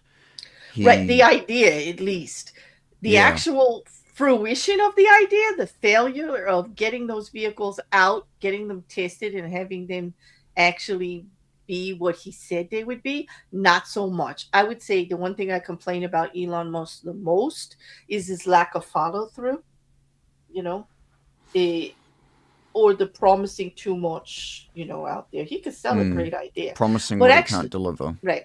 Well, picking up on that trend was a big idea, was good in investing in that company and getting things going on there. The missing of our exploration in state into space.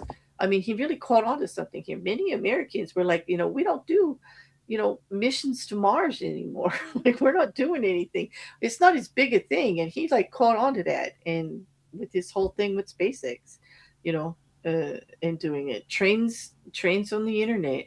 You know, he definitely the buying of X, the buying of Twitter and changing it into X was advantageous for him in the way that everybody on one side of politics right now, it is really basically political. It doesn't have to do Mm-hmm. with a lot more than just politics right now. But everybody on one side is saying that they were stifled and they were eliminated because they were aggressive or whatever. And so now there's this big movement that he caught on to the lack of free speech and the ability to give your opinion without being judged too harshly. And he caught on to that trend in got X. And there's a lot of happy people on X and there's a lot of unhappy people, like a whole nother As it platform. should be. BlueSky came up, and a lot of people that were unhappy with Elon taking over, like went over there. Because Mm-hmm. really right now, I have to say X is a hot mess. It's a hot mess. Oh, it absolutely is. There's not a single post you can make that doesn't have both sides of the coin coming at you A at all. 100%.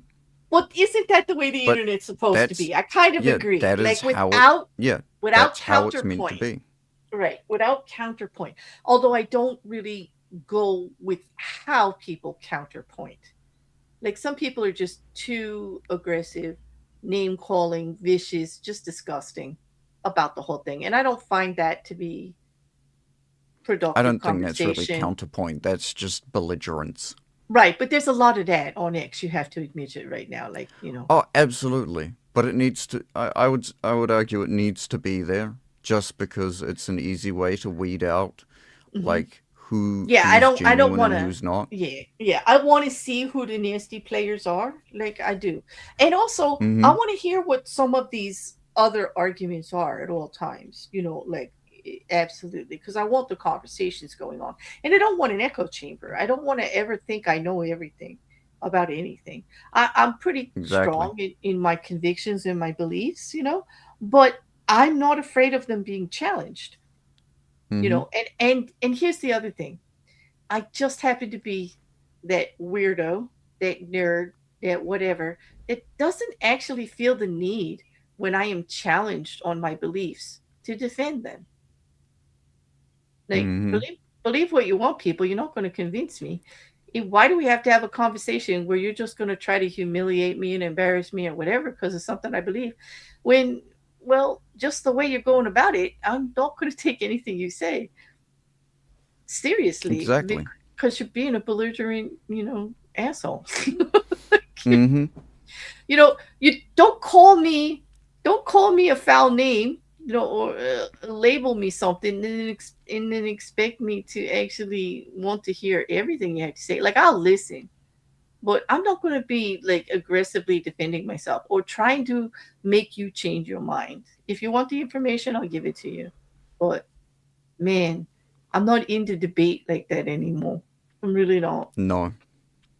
It's just I've. I It seems strange. I talk a lot, right? I talk a good game, but I've totally lost my desire to flex, my need to flex. I mean, we've all gone through periods in our life, at least I believe most of us have, where we feel the need to flex what we know, what we do, what our opinion about something is. Like it's the right thing. Like, we need that power. We need to grow our power, our self respect that way, whatever. mm-hmm. For whatever reason, we need to flex. But I have lost my need to flex, you know?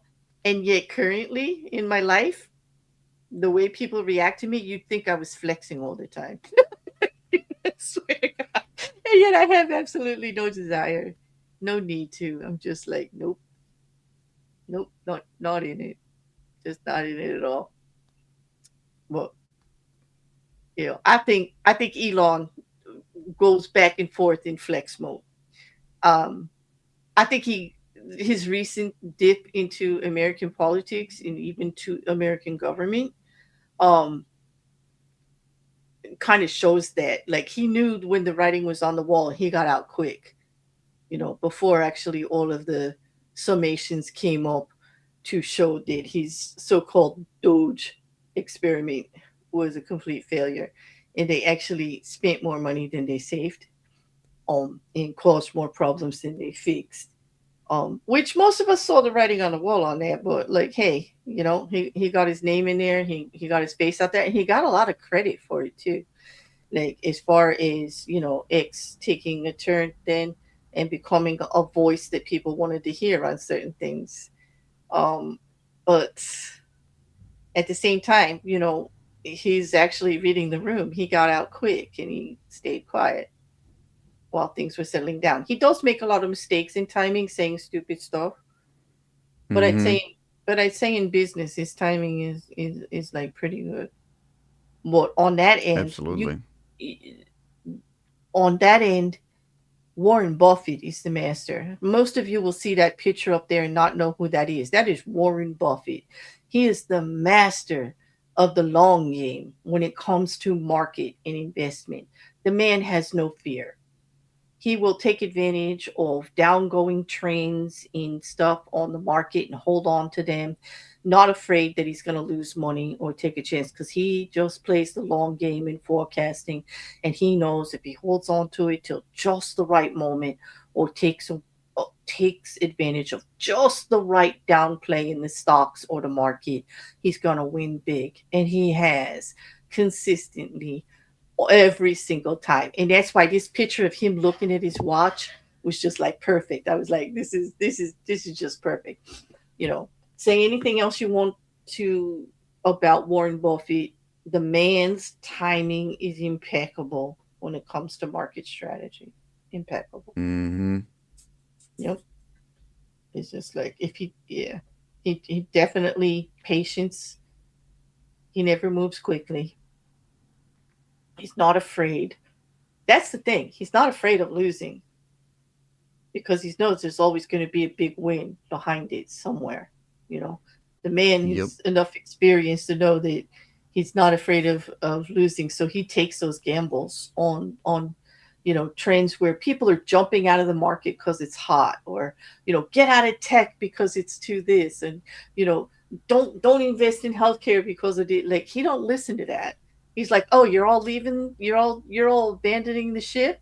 Might be time for me to buy and hold on to that, because you're all going to want back in here later. And it's true. Mm-hmm.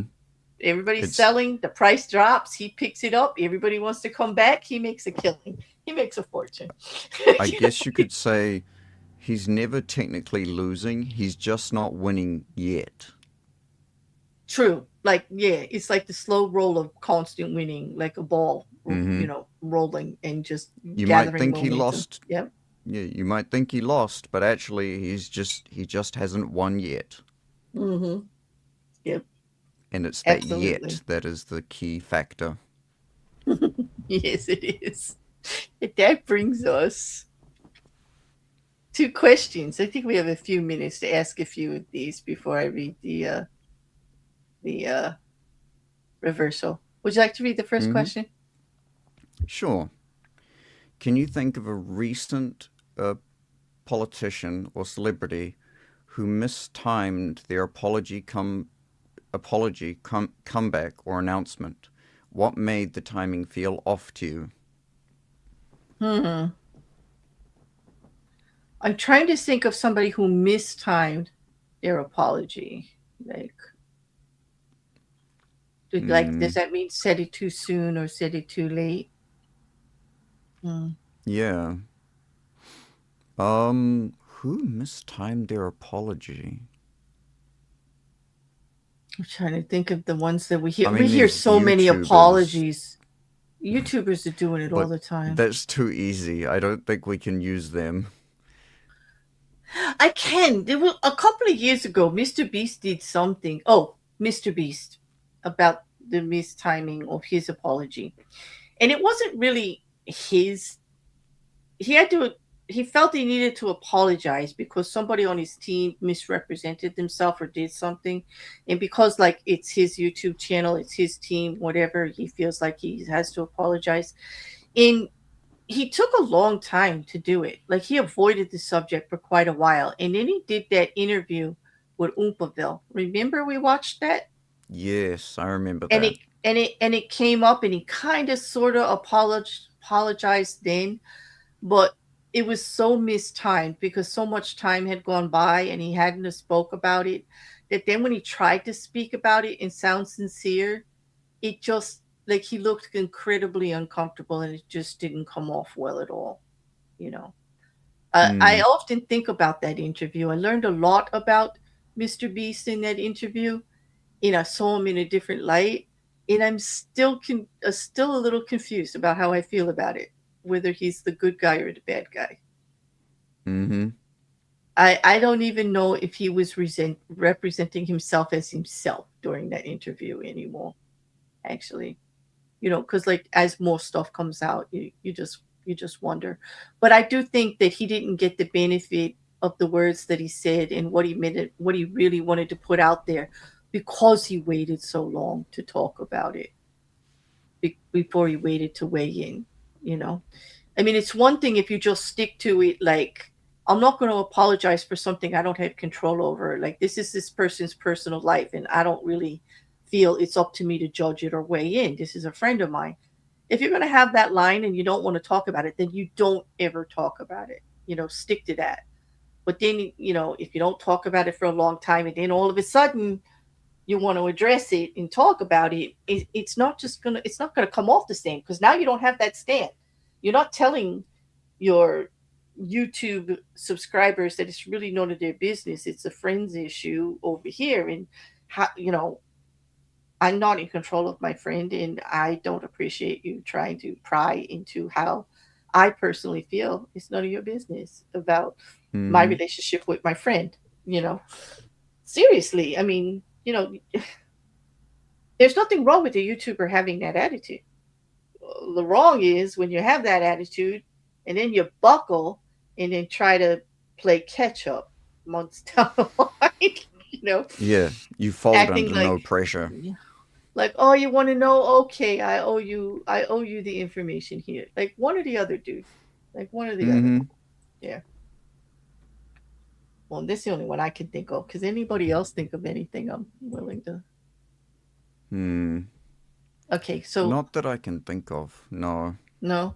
How about in your own life? Are you more guilty of moving too fast and urgently, or hiding behind the waiting for the right moment in interacting? I have a terrible habit of moving far too slowly. Mm. It is my sin. I am guilty of it. It is, and I will take full responsibility of taking too much time to do something. Okay, procrastinators unite. Everybody raise your hand. I fall Mm-hmm. into that bucket of perhaps sometimes Mm-hmm. waiting too much for the right moment, or waiting till I have something perfect, or I have enough information. Like, I don't jump. If you And those of you Mm-hmm. that follow my true crime, you know this. If I do a recap, it doesn't happen the day that you hear about it in the headlines and all. Why? Because everything has to be documented. Everything I have to review, everything that's out there. I have to find every single fact and documentation and source that I can to make sure what I'm putting out there is 100%. And then I have to digest it all and come with my own opinion on it, like, and what I think is going on, and that takes time. I am never Mm-hmm. just gonna like just regurgitate the headlines, which I see happening like on a daily basis. And fine, that's how they want to do it. I don't want to disparage how other people do things, but I am guilty of always just waiting, waiting, waiting, waiting. And some people think that that's a mistake. I think I'm doing okay with it. It's how I want to do it. I sleep at night. you know, it's it can be frustrating, but waiting can't isn't a bad thing. Waiting's not a bad thing. Never doing it is a bad thing. Do you eventually do Mm-hmm. it, Rekkr? I mean, you eventually get off your butt, right? I do. Yes. Yeah. I yes. I am I what what what I'm currently thinking of right now is a song that I'm working on that if I released it earlier, it would be very apt for the time. But it's still pretty apt for the time right now. It just won't be as uh poignant. Oh, can I But weigh in on that? I think you're right. sure. I think had you released it when you first did it, and me, I heard that version, the first version that you created when you first created it. I think it would have hit. I think it would have hit because of the lyrics, the Mm, words, the bars, so to speak. Um, in the timing of it because of the beat that's used and all. But I have to say, the version you're working on now is much more impactful.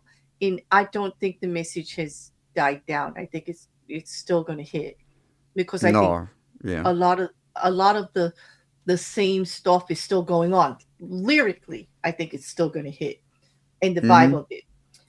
But it does miss the wave of, oh, this new beat came out and everybody's fascinated by it, so let's just make something with it. It will hit. Mm. It will miss that, but really, how much is that going to actually weigh in with the rest of the creativity that you've put behind it?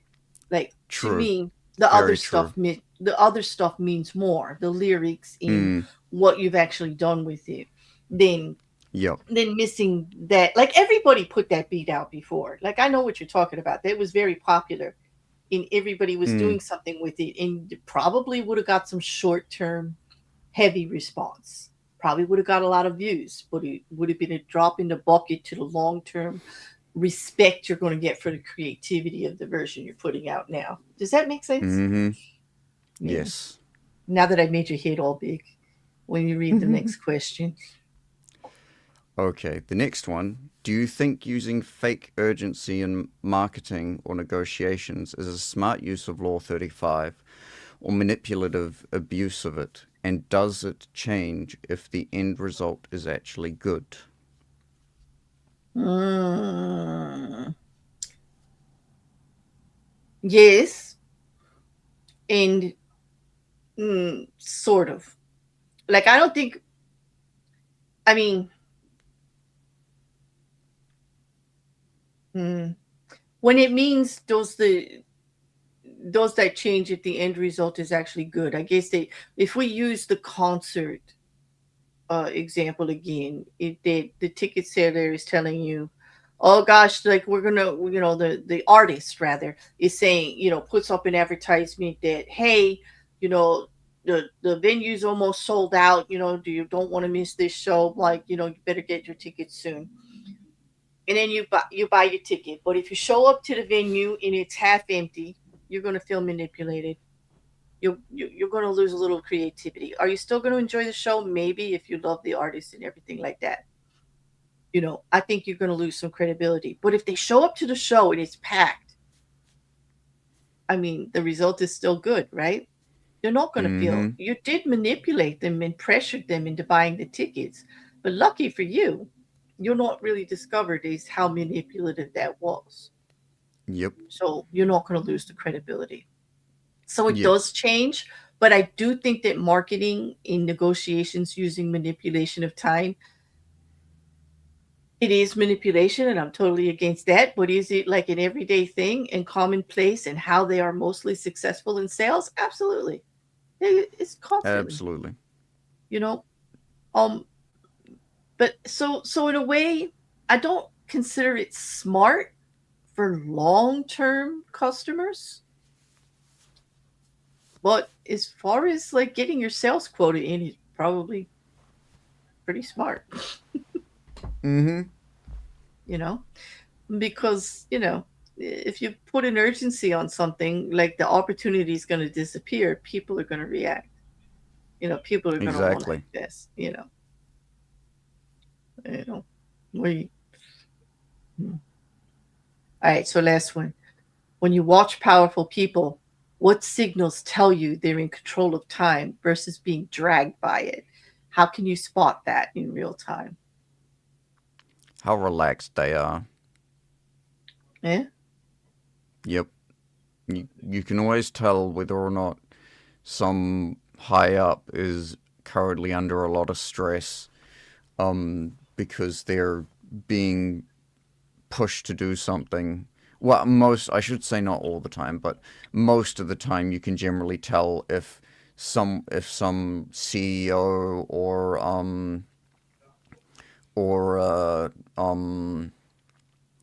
or politician is being rushed or being pressured to do something, because generally they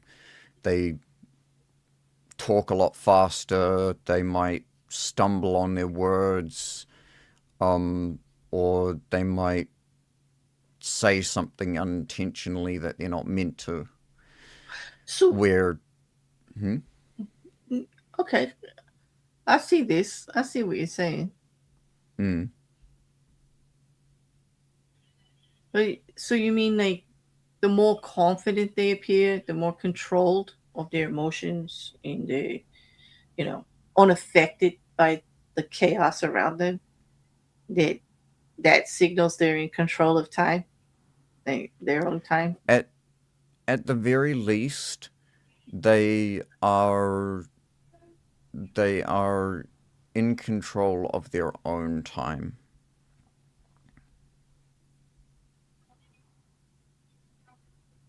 No, I can see that. Yeah. So it's that patience thing, the Mm-hmm. confidence to hold back, and the emotional stability that they were talking about with the patience. You know, not to jump, not to look too emotional about. Yeah. Yeah. Yeah. Okay. So it's really in their demeanor, Nate. So you think that a person who holds himself powerful and self confident and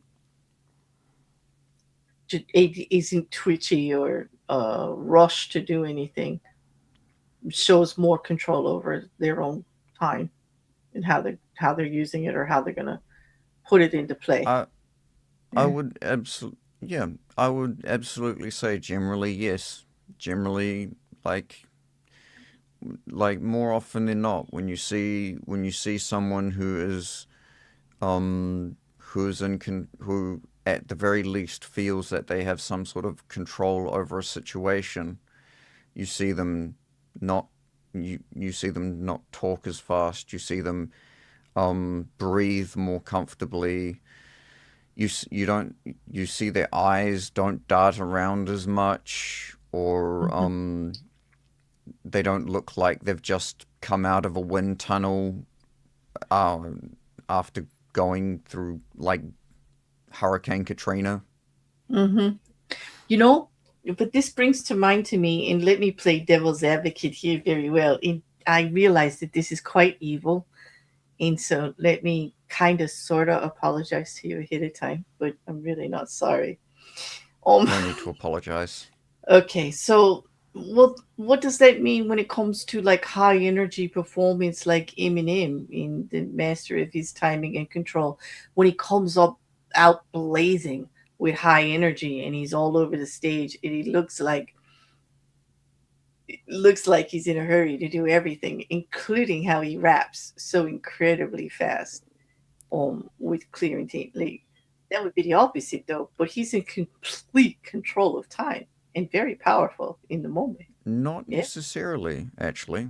Actually, this is a it's actually a perfect example in my case. It actually works in my case because um Yeah, but it's when he not comes actually out, he can't stand still, and he's totally full of energy, and he's all over the place. Like, what I mean is like his physical demeanor looks Mhm. erratic, but he's actually not, is he? Well, he's absolutely not. He is he is taking control over the sensation of what the timing is in that instance. Mm-hmm. He is forcing the timing to be faster. He is making you chase him. He's not the one who's lagging behind, Mm-hmm. or or trying to catch up to anything.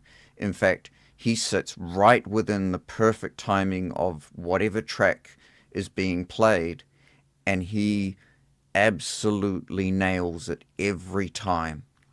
I Every single beat, he takes control of it. I agree, but that's why it was such I had to bring up the contrast of what we were describing as cool, calm, and collected being the epitome of somebody in control. In where, and I was just showing that, well, here's another person who's completely in control, and it doesn't look as calm. There's like his eyes are darting all over the place. He is all over that stage. He is vibrating with energy at the time. I mean, he twitches like a I lot. think you know, I that's what I'm saying. Like, and yet he's in total control of the timing and using it to his advantage. So it's not always the perception of what somebody looks like on the outside. It is the actions a lot. I see what you're saying. I think this this it's an example relative um, of relative emotion. Like Mm-hmm. for instance, if the world is about to explode and someone comes to you and says, "Hey, look, there's a balloon over there. They're still yelling at you, and they might be yelling really quickly. But relative to the fact that the world is about to explode, they're pretty calm. Yeah, exactly. All right, so you get what I mean. Mm-hmm. It's not always that perfect veneer, right? It's It's the what actions with the perfect veneer. Yeah. it Oh, still maintains the fact that it's in a way it is a calm controlled a calm controlled exactly. person, but it is different in the sense that it is calm and controlled in a chaotic situation. He's following Mhm. along with the track in a very controlled manner, Deliberate. Yeah, which and deliberate. in Yeah. reference to the scenario, you could say is very calm and controlled. Hmm. Even though it doesn't look like that, it Now, is. you That was from my an point. outside of Yeah. yeah, from an outside observer, from someone who's coming from an even calmer situation, looking at Eminem, you would think he's manic. Yeah. Many. Yeah. But he's not. Like he's actually in total Hmm. control, and you know, a very methodical person in general. All right. Yes. So yeah. So now we'll do the reversal. That was Thank you for indulging me there. The reversal is very short because there is no power to be gained in letting go of the reins and adapting to whatever time brings. To some degree, you must guide time, or you will be its merciless victim. So accordingly, there is no reversal to this law. End of reversal. Hmm. That's it. In other words, you need to be able to use time in to your advantage. Know when to wait, know when to move forward, and not to use uh, time as just by itself. Using everything that goes with it. Reading the room, planning an action, knowing what to do ahead of time, being prepared. All of those other laws before. It just doesn't work in a vacuum. Well, Exactly. and that's that. There. It's like, That is that. so we went from not thinking we had enough for an hour to going well over 2 hours. So Hmm. there is that. There is that. Well, thank you for indulging us, everyone. I'd like to hear Absolutely. what you have to say about this time issue or how we covered it Hmm. and addressed it. You can talk to us about that too. Eh, But I have fun with this one, keeping in mind that I don't want to encourage the dog eat dog mentality. I know it's successful and I know people get ahead with it. And I know there are winners everywhere. And there are people that say, if you don't win, well, then I don't want to hear about it. But I still want to subscribe to that softer notion of how you get there matters. How you get that win is very important. At least it is to me. Hmm. And so that's why I took this challenge that you gave me because I want to advocate that. It is not that I don't like Robert Greene. I think he had a lot of good things to say here. I just think there were better ways to say it and to make it more universal and useful for a lot of people. But then again, Absolutely. that wasn't his goal when he put out the book and he stuck to his goal and I give him credit for that. It made a lot of sense when he put it out, and what happened about it also makes a lot of sense to me about people using it to become drug kingpins and criminals and making networks and stuff to the point where the book got banned in the prison system because people were taking it so literally. Um, Yep. but there are ways to interpret all of this to be useful for every day for our own personal power, not just the power of winning and accomplishing a goal, but in our own personal power of self-respect and self-knowledge in you know how we conduct ourselves. And so I look forward to finishing. We're almost there. What do we got? Yeah. 13 more chapters. Yeah. we're, Pretty we're well much. past the halfway mark. Like we're into the home stretch now. Well, what do Yep. we have for them next week? Our next law is Law 36. And this one might be a little. This one. This one's going to be interesting. Disdain things you cannot have. Ignoring them is the best revenge. Oh hell, I live and breathe this rule. I I will have a great time with this law. You know my Excellent. motto. You know my motto, right? Like it's not my business what you think about me. I am gonna waste no time trying to change your mind. I will make you Mm-hmm. irrelevant. I don't need this. Irrelevancy is a thing. It's a very good thing. Yes, Exactly. exactly. Oh my goodness. Oh boy. Hey, yeah, you might have to rein me in on that one. Well, on that, any final words? um. Uh. Time is a wonderful thing. Watch it fly by as the pendulum swings. And we get bars. We get bars. Okay, write that one down. Okay, just in case you I want to use can't. it It's a later. Linkin Park song. It's a Linkin Oh, Park song. oh man, Mike Shinoda already used it, huh? Like, oh man, Yep. shucks. All right, well, there you go. Hey, lines get reused all the time. I'd say write it down anyway. Thank you, everybody who was in the chat and kept us company. Thank you for all of you that are watching behind the scenes and all of you that will be watching on replay. We really appreciate it. Hit us up in the comments. We'd like to hear what you think. And where are you with time as far as a law with power? Like, how much does it relate to the acquiring and keeping of power? Hmm. Anyway, Absolutely. have a great weekend, everyone. Good night. See ya. Be well.